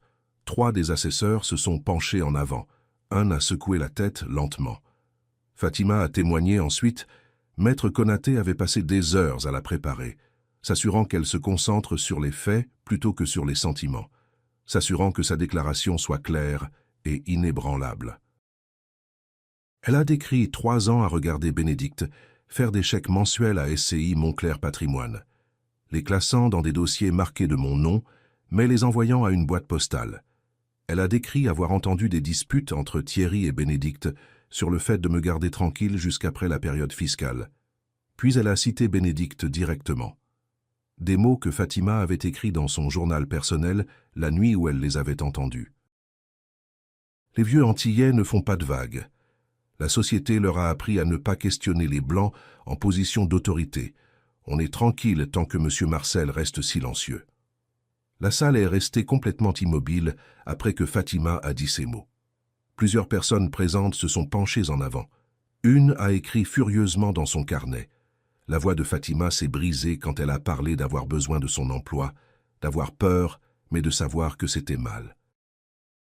Elle a pleuré sur le banc. Madame Belkacem l'a laissé prendre son temps. Quand Fatima a eu fini, elle avait son journal avec elle. Des entrées datées d'il y a 2 ans. Documentation contemporaine. Exactement ce dont les procureurs avaient besoin. Abdoulaye Diallo est venu de Marseille en avion. 70 ans maintenant, cheveux gris, voix posée malgré une nervosité évidente. Il a raconté son histoire. Comment Bénédicte l'avait approché en 2012, se présentant comme conseillère financière. Ses diplômes, ses promesses, les 75 000 € qui avaient disparu. Comment il avait eu trop honte pour signaler. Pourquoi cette honte a demandé Madame Belkacem. Parce que je suis un vieil homme noir sénégalais qui a enseigné pendant 30 ans, et une jeune femme blanche avec un sourire m'a tout pris. Les gens auraient dit que j'aurais dû le savoir, que j'étais stupide, que je le méritais. Le schéma était établi. Bénédicte avait ciblé des victimes âgées vulnérables avant même de rencontrer Thierry. Ce n'était pas une erreur ponctuelle, c'était ce qu'elle était. L'expert comptable judiciaire était une femme nommée Dr Catherine Morel. Elle avait analysé des crimes financiers pour la brigade financière pendant 15 ans avant de passer consultant privé.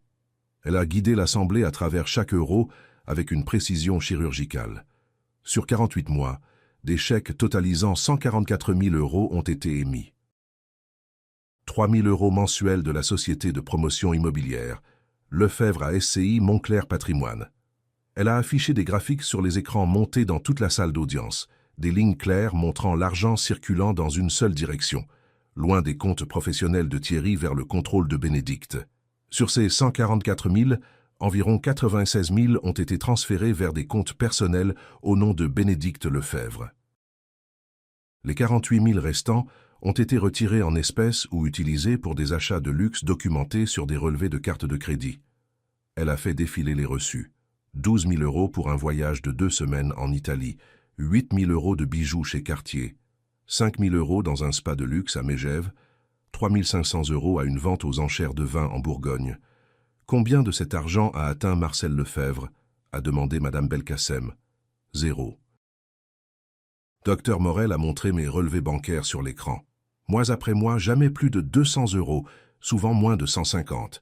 Achats alimentaires dans des magasins discount, paiement de services publics, loyer, rien de superflu.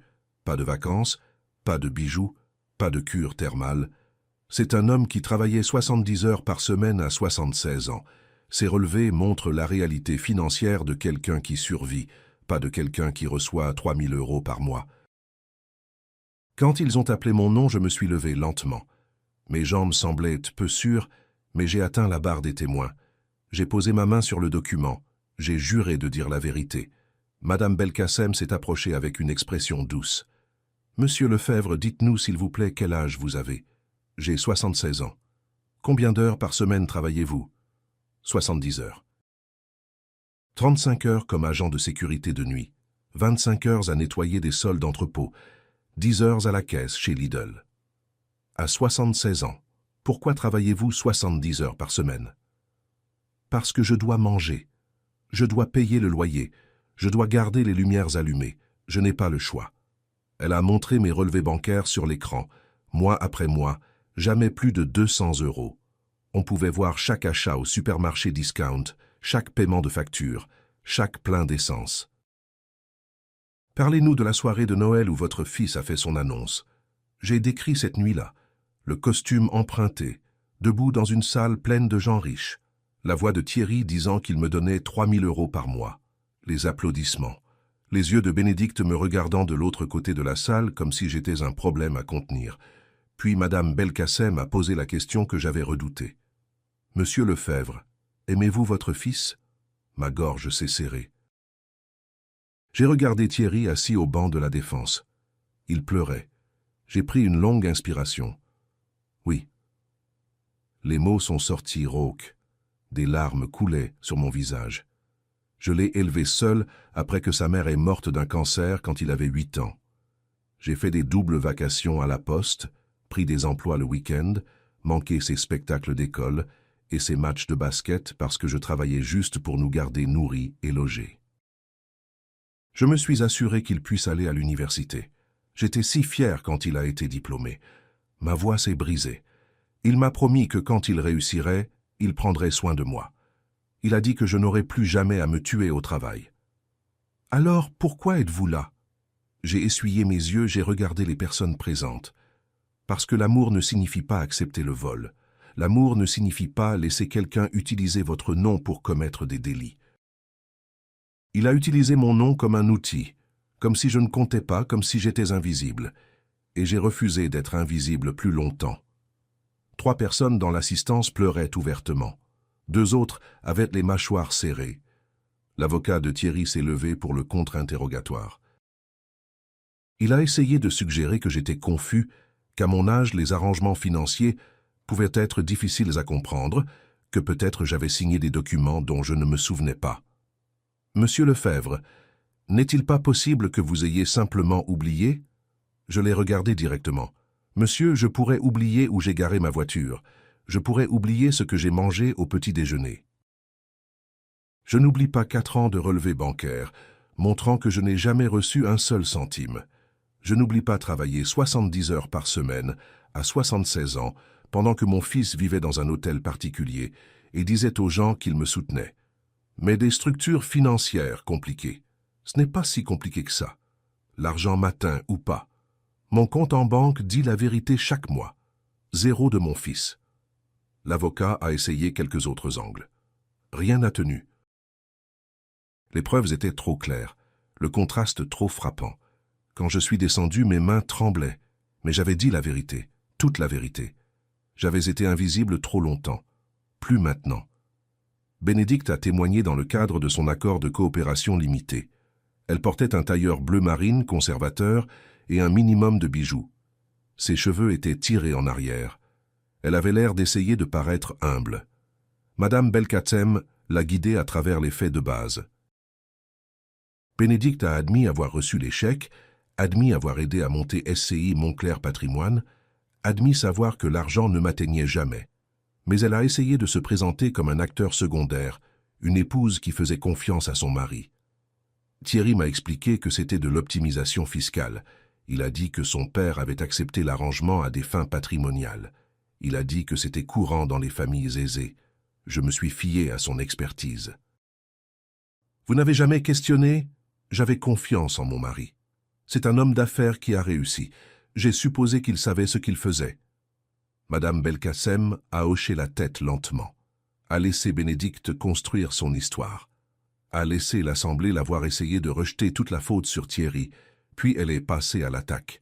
Madame Lefebvre, permettez-moi de vous montrer un email que vous avez envoyé à une amie de Sciences Po en 2017. L'email est apparu sur les écrans de la salle d'audience. Le visage de Bénédicte est devenu livide. Veuillez le lire pour l'Assemblée. La voix de Bénédicte était à peine un murmure. C'est génial. Le vieux travaille au SMIC pendant qu'on déclare 36 000 € par an en déduction.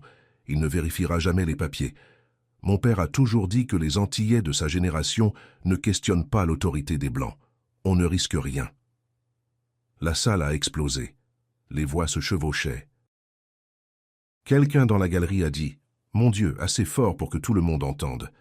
Le juge a frappé son marteau 3 fois. Silence. J'exige le silence dans cette salle.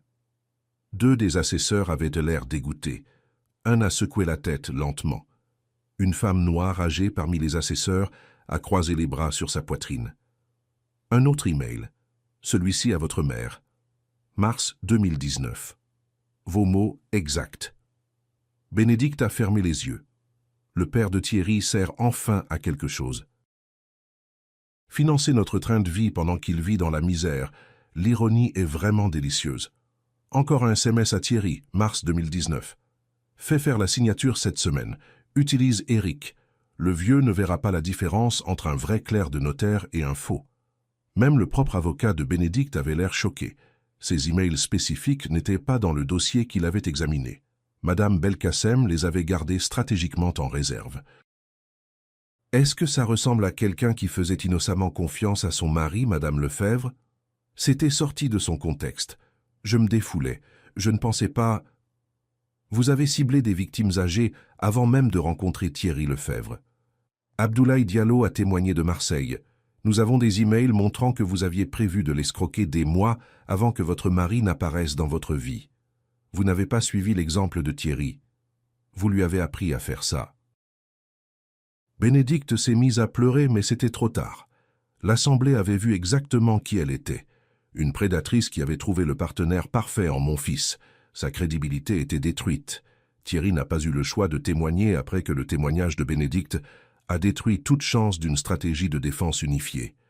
Son avocat a essayé de sauver ce qui restait, mais les dégâts étaient catastrophiques. Monsieur Lefebvre, guidez-nous à travers votre raisonnement quand vous avez établi cet arrangement financier. La voix de Thierry était rauque.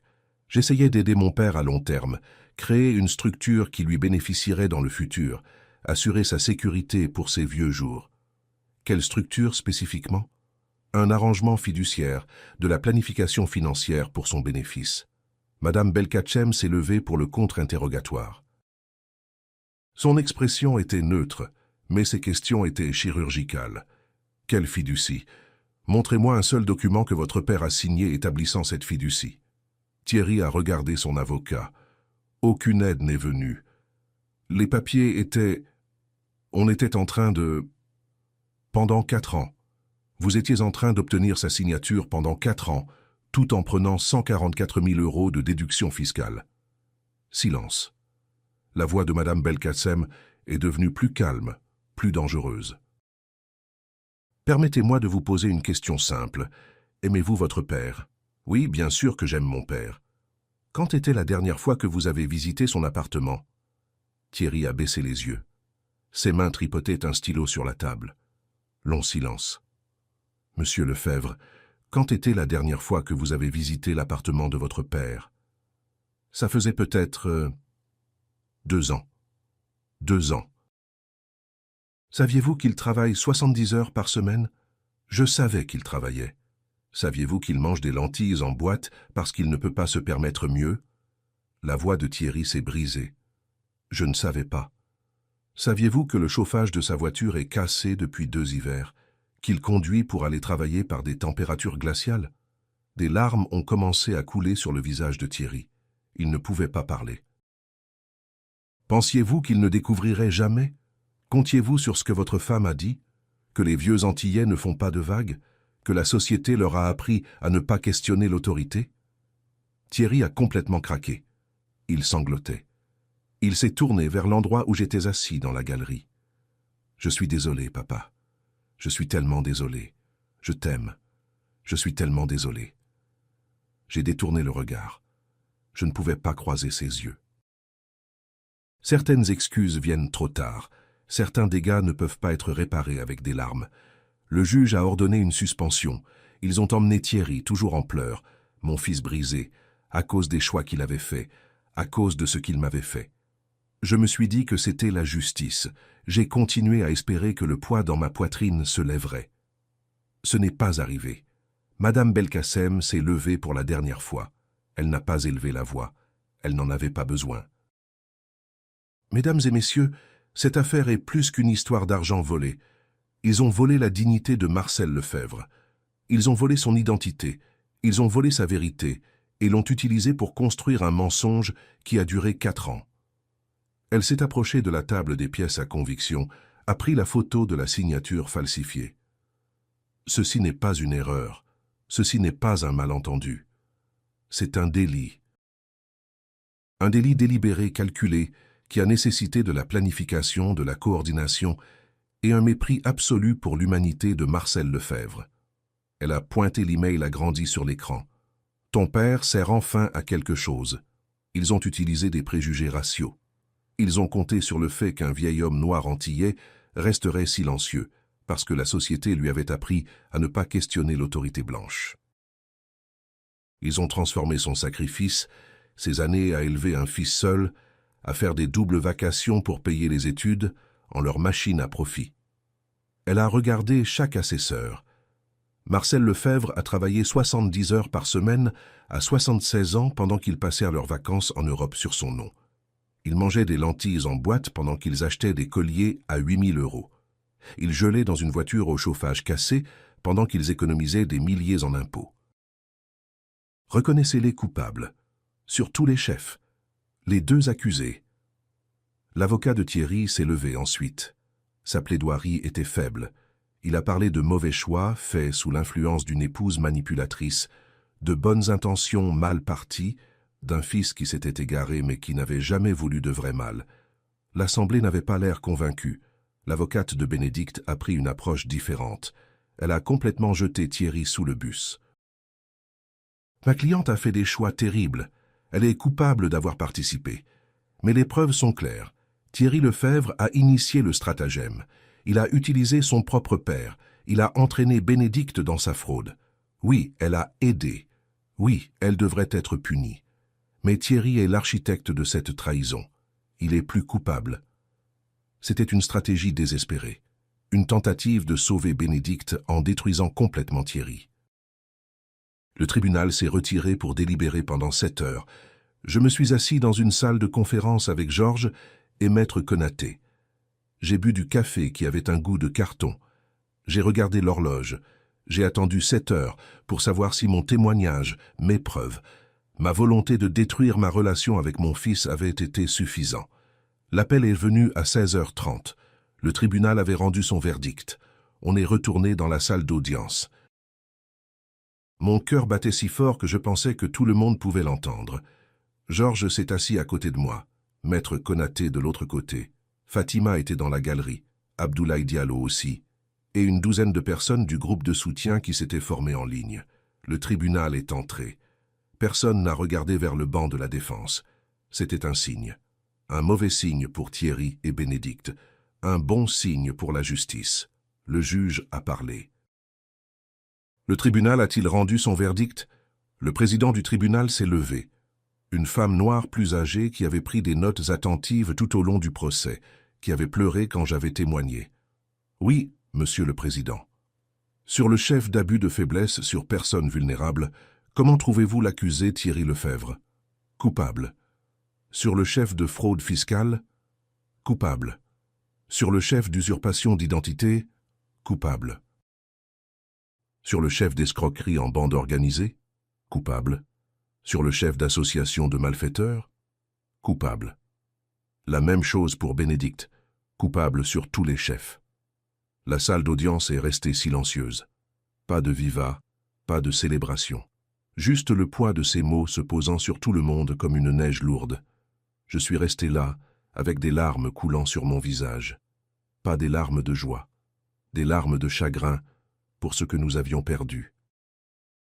Pour la relation qui ne pourrait jamais être réparée, pour le fils que j'avais élevé, qui était devenu quelqu'un que je ne reconnaissais pas. Georges m'a serré l'épaule. De l'autre côté de l'allée, Fatima essuyait ses yeux. Thierry s'est retourné sur son siège, m'a regardé. Son visage était ravagé. Il a articulé les mots « Je suis désolé ». J'ai détourné le regard. Certaines excuses ne peuvent pas réparer ce qui a été brisé. Le juge a fixé le prononcé de la peine à 6 semaines plus tard. Le greffier a emmené Thierry et Bénédicte avec des menottes. Je suis sorti de cette salle d'audience avec le sentiment d'avoir gagné et perdu tout en même temps. La justice avait été rendue, mais mon fils était parti. Les 6 semaines entre le verdict et le prononcé de la peine ont semblé plus longues que tout le procès. Ma boîte aux lettres s'est remplie de courriers. Pas des dizaines, des centaines, plus de 800 lettres de toute la France. Des personnes âgées qui avaient été exploitées par leurs propres enfants. Des enfants adultes qui avaient découvert que leurs parents étaient maltraités. Des assistants sociaux, des avocats, des gens qui disaient que mon histoire leur avait donné le courage de parler. Une lettre est venue de l'Assemblée nationale. Ils tenaient des auditions sur les lois de prévention de la maltraitance des personnes âgées. Serais-je prêt à témoigner devant la commission? Je me suis assis dans cette salle de commission 2 semaines plus tard, face à des députés et des sénateurs. J'ai raconté mon histoire encore une fois. Les semaines de 70 heures. La signature falsifiée. L'hypothèse que je resterai silencieux à cause de mon âge et de ma race. Combien d'autres personnes âgées en France vivent cela en ce moment? A demandé un sénateur. Combien ont trop peur ou trop honte pour signaler? Des milliers, ai-je dit. Peut-être plus. On nous a appris à rester tranquilles, à ne pas étaler nos affaires de famille en public, à ne pas faire de vagues. Cet apprentissage protège les mauvaises personnes. En 1 mois, une proposition de loi a été introduite, la loi Lefebvre pour la protection des aînés vulnérables, des sanctions pénales plus sévères pour la maltraitance financière des parents âgés. Formation obligatoire pour les employés de banque pour reconnaître les signes d'exploitation. Protocole de signalement obligatoire quand une activité suspecte impliquant des titulaires de comptes âgés est détectée. Le Progrès a publié l'article « Un agent de sécurité de 76 ans à l'origine d'une réforme nationale ». J'ai gardé cet article, pas parce que je voulais la célébrité, parce qu'il prouvait que parler comptait, que le silence ne protège que les prédateurs. D'autres victimes ont commencé à se manifester. Une femme à Bordeaux dont la fille avait vidé sa retraite. Un homme à Toulouse dont le fils le déclarait comme personne à charge alors qu'il vivait dans sa voiture. Chaque histoire ajoutait du poids au mouvement. C'était plus grand que moi maintenant. C'était changer un système. Le jour du prononcé de la peine est arrivé sous un ciel clair et un air lourd. La salle d'audience était bondée. Les médias remplissaient les derniers rangs. Des victimes d'autres affaires, qui avaient trouvé le courage grâce à la mienne. Des gens qui avaient suivi chaque jour du procès. Le juge m'a demandé si je voulais faire une déclaration de victime. Je me suis levé avec un papier dans mes mains tremblantes. « Monsieur le Président, je m'appelle Marcel René Lefebvre, j'ai 76 ans. J'ai travaillé comme facteur pendant 35 ans. Quand j'ai pris ma retraite, je pensais avoir mérité le repos. » Ma voix s'est affermie alors que je continuais. Au lieu de ça, j'ai travaillé 70 heures par semaine sur 3 emplois parce que je devais survivre. Agent de sécurité, agent d'entretien, caissier chez Lidl à 76 ans. Parce que mon fils disait au monde qu'il me donnait 3 000 € par mois, mais je n'ai jamais vu un seul centime. J'ai regardé Thierry assis au banc de la Défense. Il pleurait. Il a utilisé mon nom. mon nom noir antillais, sachant qu'on m'avait appris toute ma vie à ne pas faire de vagues, à ne pas questionner l'autorité, surtout l'autorité blanche. Sa femme a supposé qu'un vieil homme noir ne riposterait pas, que je resterais tranquille par honte ou peur ou respect pour la famille. Ils avaient tort. Ma voix s'est faite plus forte. Je ne veux pas de vengeance, Monsieur le Président. Je veux qu'ils comprennent que la dignité n'est pas quelque chose qu'on achète avec de l'argent volé, que l'amour d'un père n'est pas une permission de commettre des délits, que le silence de ma génération était de la survie, pas une permission. Je me suis légèrement tourné vers la galerie, et je veux que chaque parent qui regarde m'entende. Vérifiez les papiers, demandez à voir les relevés bancaires. Ne laissez pas la honte vous garder silencieux. Ne laissez pas le respect pour vos enfants devenir une arme qu'ils utilisent contre vous. Votre dignité compte plus que de garder la paix. Un journaliste au dernier rang pleurait. Plusieurs personnes dans la galerie hochèrent la tête. J'ai élevé mon fils seul. Je lui ai tout donné. Il m'a promis de prendre soin de moi. Au lieu de ça, il a utilisé mon nom comme un outil, comme si je ne comptais pas, comme si j'étais invisible. J'ai regardé le juge. Je ne suis plus invisible. Et les milliers d'autres parents âgés qui vivent ce cauchemar en ce moment non plus. Que la peine soit assez forte pour que les gens sachent que ça ne sera pas toléré, assez forte pour que le prochain fils ou la prochaine fille y réfléchisse à 2 fois. La salle d'audience était complètement silencieuse quand je me suis assis. Le juge m'a remercié. Sa voix était serrée par l'émotion. Le juge a pris un long moment avant de parler. Quand il l'a fait, sa voix portait le poids de chaque mot. J'ai présidé de nombreuses affaires dans ma carrière. Celle-ci se distingue par sa cruauté particulière. Vous n'avez pas seulement commis une fraude. Vous avez transformé l'amour de votre père en arme. Vous avez exploité des dynamiques raciales et un traumatisme générationnel. Vous avez transformé son sacrifice en votre profit pendant qu'il mangeait des lentilles en boîte. Il a regardé Thierry. Monsieur Thierry Lefebvre, vous êtes condamné à 12 ans de prison ferme. Vous paierez 144 000 € de dommages et intérêts à votre père. À votre libération, vous serez soumis à 5 ans de mise à l'épreuve. Vous êtes définitivement interdit de toute position impliquant la gestion des finances d'autrui. Votre licence de promoteur immobilier est révoquée. La tête de Thierry s'est affaissée. Le juge s'est tourné vers Bénédicte. Madame Bénédicte Lefebvre, votre peine est plus longue parce que les preuves montrent un schéma de comportement prédateur. Vous avez ciblé des victimes vulnérables des années avant de rencontrer votre mari. Vous avez apporté une expertise en fraude à ce mariage. Vous avez écrit des emails qualifiant un homme âgé d'enfin utile.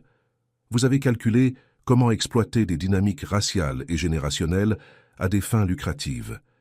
Vous êtes condamné à 15 ans de prison ferme.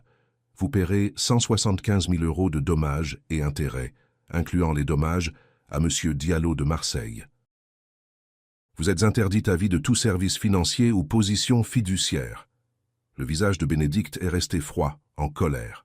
Aucun remords visible. L'un de vous souhaite-t-il s'adresser au tribunal? Thierry s'est levé. Sa voix s'est brisée. Papa, je t'aime. Je suis tellement désolé. Je passerai chaque jour du reste de ma vie à essayer de devenir l'homme que tu méritais comme fils. L'homme que maman aurait voulu que je sois. Je suis tellement désolé. Je suis resté immobile. Je n'ai pas répondu. Je ne l'ai pas regardé. Bénédicte est restée silencieuse. Le greffier les a emmenés tous les deux. Thierry a regardé en arrière une dernière fois, les larmes coulant sur son visage. Je regardais mes mains, mon fils brisé. À cause de choix qu'il avait fait, à cause de ce qu'il m'avait fait, je me suis dit que c'était la justice. J'ai continué à espérer que le poids dans ma poitrine se lèverait. Ce n'est pas arrivé. Dehors, devant le tribunal, des journalistes m'ont entouré. J'ai fait une seule déclaration. La justice a été rendue aujourd'hui, mais je veux que chaque famille qui regarde comprenne quelque chose. Cela aurait pu être évité si j'avais vérifié les papiers il y a des années, si j'avais posé des questions, si je n'étais pas resté silencieux par respect ou par honte. Ne faites pas mon erreur. Protégez-vous. Cette nuit-là, seul dans mon appartement, j'ai pleuré pour la première fois depuis le verdict. Pas pour ce que j'avais gagné. Pour ce que j'avais perdu. L'affaire civile s'est réglée 3 mois plus tard. Les actifs de Thierry et Bénédicte ont été liquidés. La maison, les voitures, les comptes d'investissement, tout. J'ai reçu 185 000 €, dommages et intérêts plus frais juridiques remboursés. C'était plus d'argent que j'en avais jamais vu de ma vie. Ça ne m'a pas rendu riche, ça m'a rendu stable. J'ai remboursé 12 000 € de dettes accumulées. Facture médicale, carte de crédit que j'avais utilisée pour l'épicerie quand mon compte était à zéro. J'ai acheté une voiture fiable pour 8 000 €, rien de tape à l'œil. Une Renault Clio qui démarrait à chaque fois et avait un chauffage qui fonctionnait. J'ai déménagé dans un meilleur appartement. 650 € par mois. 2 chambres, quartier sûr, appareil qui marchait, pas de cafard. J'ai mis 30 000 € dans un fonds médical. À 67 ans, les coûts de santé n'allaient qu'augmenter. Le reste est allé dans l'épargne. Une vraie retraite. Enfin, j'ai fait un don de 25 000 € à une association de prévention de la maltraitance des personnes âgées. Ils l'ont utilisé pour créer un fonds d'aide juridique pour les victimes qui ne pouvaient pas se payer d'avocat. L'argent a aidé, mais il n'a pas guéri ce qui avait été brisé. Certaines choses ne peuvent pas se racheter. Un an après le prononcé de la peine, j'avais 77 ans. Je vivais dans mon appartement sûr avec un chauffage qui marchait et pas de fuite. J'avais quitté le travail de sécurité et l'entrepôt. J'ai gardé Lidl à temps partiel, 15 heures par semaine. Assez pour rester connecté aux gens sans détruire mon corps. Le reste de mon temps allait à quelque chose qui comptait plus que n'importe quel salaire. Je parlais dans des centres pour seniors 2 fois par mois. J'enseignais des cours d'éducation financière dans 3 paroisses différentes. J'animais un groupe de soutien pour les victimes de maltraitance des personnes âgées tous les jeudis soirs. Mon message était toujours le même. Notre génération a appris à ne pas questionner, à ne pas faire de bruit, à ne pas embarrasser nos enfants. On nous a appris que le respect signifiait le silence, que l'amour signifiait la confiance sans vérification. Je regardais autour de la salle des visages qui comprenaient, des visages qui portaient les mêmes cicatrices. Ce silence protège les mauvaises personnes. Cette confiance sans paperasse, c'est comme ça que les prédateurs opèrent. Votre dignité compte plus que de garder la paix. Vérifiez les papiers, posez les questions. Sur l'année, j'ai aidé 35 familles à identifier et signaler des maltraitances financières. Je les ai accompagnées dans le processus. Je les ai mises en relation avec des avocats. Je me suis assis avec elles quand elles ont dû faire face à leurs propres enfants au tribunal. Chaque cas m'a brisé le cœur un peu. Chaque cas a aussi prouvé que le combat en valait la peine. L'attention médiatique s'est estompée, mais le travail a continué. J'ai été interviewé pour Notre Temps. Je suis apparu sur un podcast de France Inter sur la maltraitance des personnes âgées, présenté comme un héros communautaire au journal régional. Mais le vrai impact se passait dans les sous-sols d'églises et les maisons de quartier. Dans des conversations tranquilles avec des personnes âgées qui pensaient être seules, qui pensaient que personne ne les croirait, qui pensaient que c'était leur faute. « Ce n'est pas votre faute », leur disais-je à chaque fois. « Vous avez fait confiance à quelqu'un que vous aimiez. Ce n'est pas un crime. Ce qu'ils ont fait, c'est le crime. » Fatima venait à certaines de mes interventions. Elle partageait son histoire sur le fait de trouver le courage de parler, même quand son emploi était en jeu. Elle travaillait pour le cabinet de Maître Konaté maintenant. Elle aidait d'autres victimes à naviguer dans le système. Monique m'aidait à organiser les groupes de soutien. Elle disait que ça lui rappelait pourquoi elle s'était lancée dans la comptabilité au départ, pour aider les gens à comprendre leur argent. On avait construit quelque chose de bien à partir de quelque chose de brisé. 14 mois après le prononcé de la peine, une lettre est arrivée de Thierry, centre pénitentiaire de Lyon-Corbas. L'enveloppe était fine, l'écriture tremblante. J'ai failli la jeter sans l'ouvrir. Je suis resté assis avec elle sur ma table de cuisine pendant 1 heure. Je l'ai finalement ouverte. « Papa, je suis en thérapie 3 fois par semaine, individuelle et en groupe. Je commence enfin à comprendre ce que j'ai fait. Pas seulement les délits légaux, la trahison humaine. J'avais honte. Honte d'avoir grandi pauvre. Honte de notre quartier. Honte de tes emplois. Quand j'ai rencontré la famille de Bénédicte avec leur vieil argent et leurs adhésions au golf, j'ai voulu les impressionner. Je voulais prouver que j'avais ma place dans leur monde. Alors j'ai effacé d'où je venais. Je t'ai effacé toi. Je t'ai transformé en une histoire qui me donnait belle allure au lieu de l'homme qui avait tout sacrifié. Bénédicte m'a appris à te voir comme utile, plutôt qu'humain.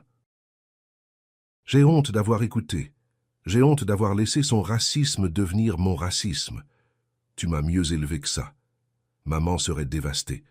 Le pire, c'est que je savais ce que je faisais. Chaque chèque que je signais pour Montclair Patrimoine, chaque déclaration d'impôt que je déposais, chaque soirée où je mentais sur le fait de te soutenir, je savais, et je l'ai fait quand même. Je comprends si tu ne me pardonnes jamais, je comprends si tu ne veux plus jamais me voir, mais j'essaie de changer. J'enseigne l'éducation financière aux autres détenus. Je fais du bénévolat à la bibliothèque de la prison. Je travaille sur mon âme. On peut parler, des lettres, des appels téléphoniques, n'importe quoi. Je comprends sinon. Je voulais juste que tu saches que je te vois maintenant. Vraiment. Et je suis tellement désolé qu'il ait fallu la prison pour m'ouvrir les yeux. Ton fils, Thierry. Je l'ai relu 3 fois. J'ai pleuré pendant la 2e lecture. Puis j'ai répondu. Thierry, je te pardonne. Mais je n'oublie pas. Le pardon n'efface pas ce qui s'est passé. Ça veut juste dire que je ne porte plus ta culpabilité. Je viendrai te voir quand tu auras purgé 5 ans. Pas avant. Utilise ce temps pour devenir l'homme que j'ai élevé, l'homme dont ta mère serait fière.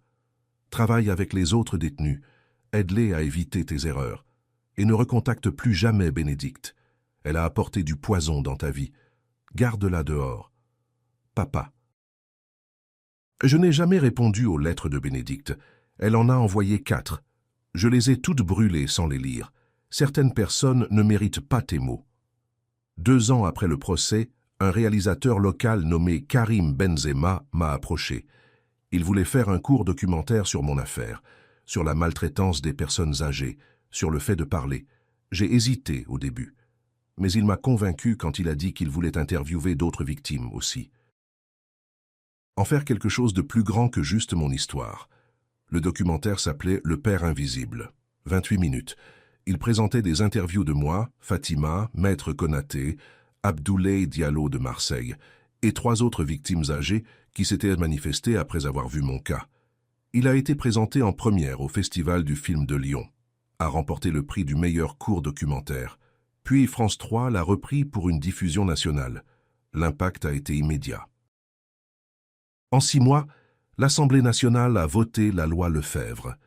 Des sanctions pénales plus sévères pour la maltraitance financière des parents âgés. Formation obligatoire pour les employés de banque pour reconnaître les signes d'exploitation. Protocole de signalement obligatoire quand une activité suspecte impliquant des titulaires de comptes âgés est détectée. La Direction générale des finances publiques a annoncé une surveillance accrue des déclarations de personnes à charge. Si vous déclarez un parent âgé, soyez prêt à montrer des preuves, de vraies preuves. Pas juste des papiers que vous avez créés vous-même. Les banques, à travers la France, ont mis en place de nouvelles procédures. Si quelqu'un essaie de mettre en place des virements automatiques, depuis un compte au nom d'une personne âgée, cette personne est contactée directement, pas par un membre de la famille, directement. D'autres pays ont commencé à regarder des législations similaires, Belgique, Suisse. Mon cas est devenu une référence dans les auditions législatives à travers l'Europe. Le documentaire est maintenant utilisé dans les formations d'assistants sociaux, dans les facultés de droit, dans les formations de l'industrie bancaire. Mon visage, mon histoire, ma douleur, apprenant aux gens à reconnaître ce que j'avais vécu. Si ça sauve ne serait-ce qu'un parent âgé de ce que j'ai vécu, ça en valait la peine. Le groupe de soutien a commencé petit. Juste moi et 4 autres personnes dans un sous-sol de paroisse. Des chaises pliantes, du mauvais café, des histoires qui nous faisaient pleurer.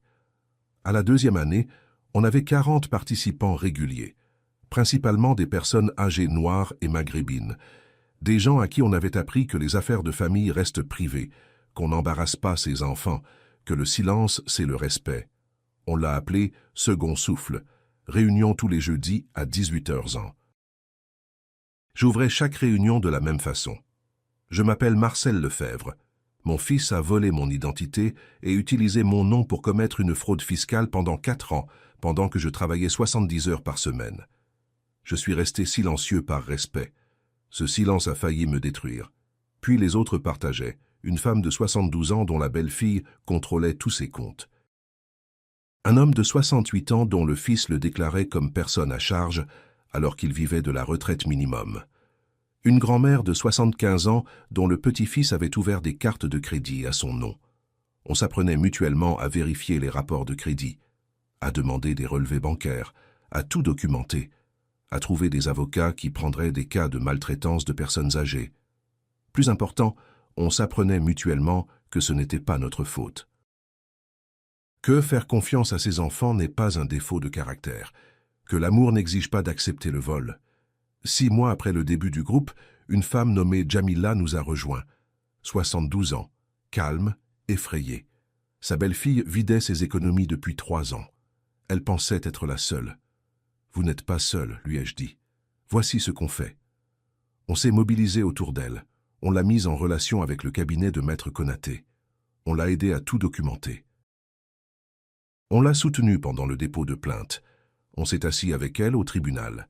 6 mois plus tard, sa belle-fille a été condamnée. Jamila a récupéré son argent. À la réunion suivante, elle s'est levée. « Vous m'avez tous sauvé la vie. » Le groupe comptait plus que n'importe quel documentaire ou législation. On se sauvait les uns les autres. Le Noël de la 3e année, j'ai organisé un dîner dans mon appartement. Pas assez grand pour une foule, mais je me suis débrouillé.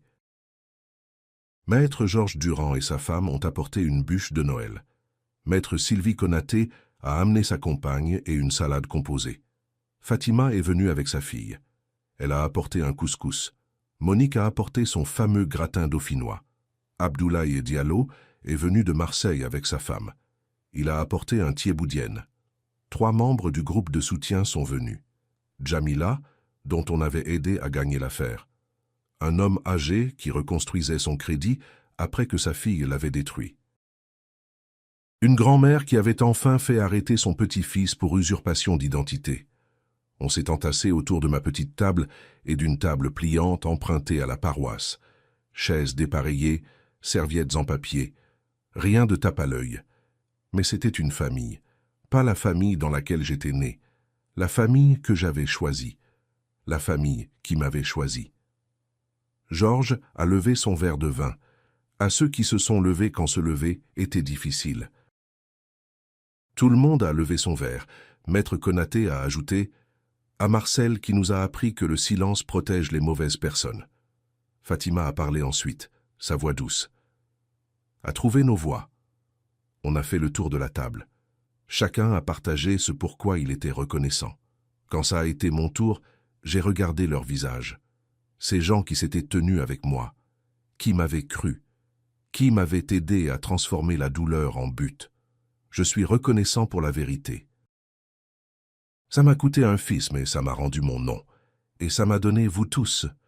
On a mangé jusqu'à ne plus pouvoir bouger, ri jusqu'à avoir mal aux côtes, raconté des histoires jusqu'à ce que le soleil se couche. Pour la première fois depuis des années, j'ai eu le sentiment d'appartenir quelque part. Pas à cause du sang, à cause du choix. 3 ans après le procès, j'ai 79 ans. Je marche plus lentement maintenant. Mes genoux se plaignent plus. Mais je suis toujours là. Je travaille toujours 15 heures par semaine chez Lidl. J'anime toujours le groupe de soutien. Je parle toujours dans les paroisses et les maisons de quartier. Un après-midi, je traverse le centre-ville de Lyon. Je passe devant l'immeuble où le bureau de Thierry se trouvait. Le nom de quelqu'un d'autre sur la porte maintenant. L'empire qu'il avait construit est parti, vendu pour payer les dommages et intérêts et les frais de justice. Je ne ressens pas de satisfaction en le voyant vide. Je ressens de la tristesse pour ce qui aurait pu être. Je me dirige vers Lidl pour ma vacation. Un jeune homme travaille à la caisse à côté de la mienne. 18 ans, noir, avec de grands rêves, me rappelle Thierry à cet âge. Pendant notre pause, il me dit qu'il a vu mon documentaire dans son cours d'éducation civique au lycée. « Monsieur Lefebvre, vous êtes un peu célèbre. Mon prof a dit que vous avez fait changer des lois. » Je souris. « Pas célèbre, fiston. Juste visible. » Il a l'air confus. Pendant longtemps, j'étais invisible. Je faisais 3 emplois et personne ne me voyait. Mon propre fils utilisait mon nom mais ne me voyait pas comme une personne. Il a fallu tout ce que j'avais pour redevenir visible. Ma grand-mère dit que vous l'avez aidée. Elle avait des problèmes avec mon oncle. Vous lui avez dit de vérifier les papiers. Elle a découvert qu'il la volait. Quelque chose de chaud se répand dans ma poitrine. Elle va bien maintenant? Ouais. Elle a récupéré son argent, et mon oncle est en prison. Elle dit que vous lui avez sauvé la vie. À la fin de ma vacation, je range les rayons une dernière fois. Mon dos me fait mal, mais mes mains sont fermes. Une vie bien vécue ne se mesure pas en argent. Elle se mesure aux gens qu'on aide à devenir visibles aussi. Écoutez bien maintenant. J'ai appris 3 vérités à 76 ans. Premièrement, le silence protège les mauvaises personnes. Notre génération a appris à se taire, surtout nous les Antillais. Ce silence est une cage. Brisez-la. Deuxièmement, l'amour et la responsabilité ne sont pas ennemis. J'aimais mon fils et je l'aime toujours, mais je ne pouvais pas laisser l'amour me rendre invisible. On peut tenir les deux. Troisièmement, votre dignité n'est pas négociable. Pas pour la famille, pas pour la paix, pour rien. Au moment où vous échangez votre vérité contre le confort de quelqu'un d'autre, vous avez donné la seule chose qui est vraiment à vous. Vérifiez les papiers, posez les questions. Et souvenez-vous, avoir 76 ans ne signifie pas être impuissant. Parfois, ça signifie qu'on a enfin appris quand se battre. Avant de partir, faites quelque chose maintenant. Appelez un parent ou un grand-parent âgé. Demandez à voir leur relevé bancaire. Demandez qui gère leur argent. N'attendez pas qu'il soit trop tard. Si vous vous êtes déjà levé face à une famille qui sous-estimait votre valeur, partagez votre histoire dans les commentaires. Votre voix pourrait sauver quelqu'un. Si cette histoire vous a touché, abonnez-vous à Homme de Parole maintenant. Abonnez-vous si vous croyez que la dignité compte plus que de garder la paix. Activez la cloche de notification pour ne jamais manquer des histoires sur le fait de défendre ce qui est juste. Ensemble, on peut briser le silence et s'assurer qu'aucun autre parent ne travaille 70 heures par semaine à 76 ans pendant que ses enfants mentent. Protégeons ceux qui nous ont protégés.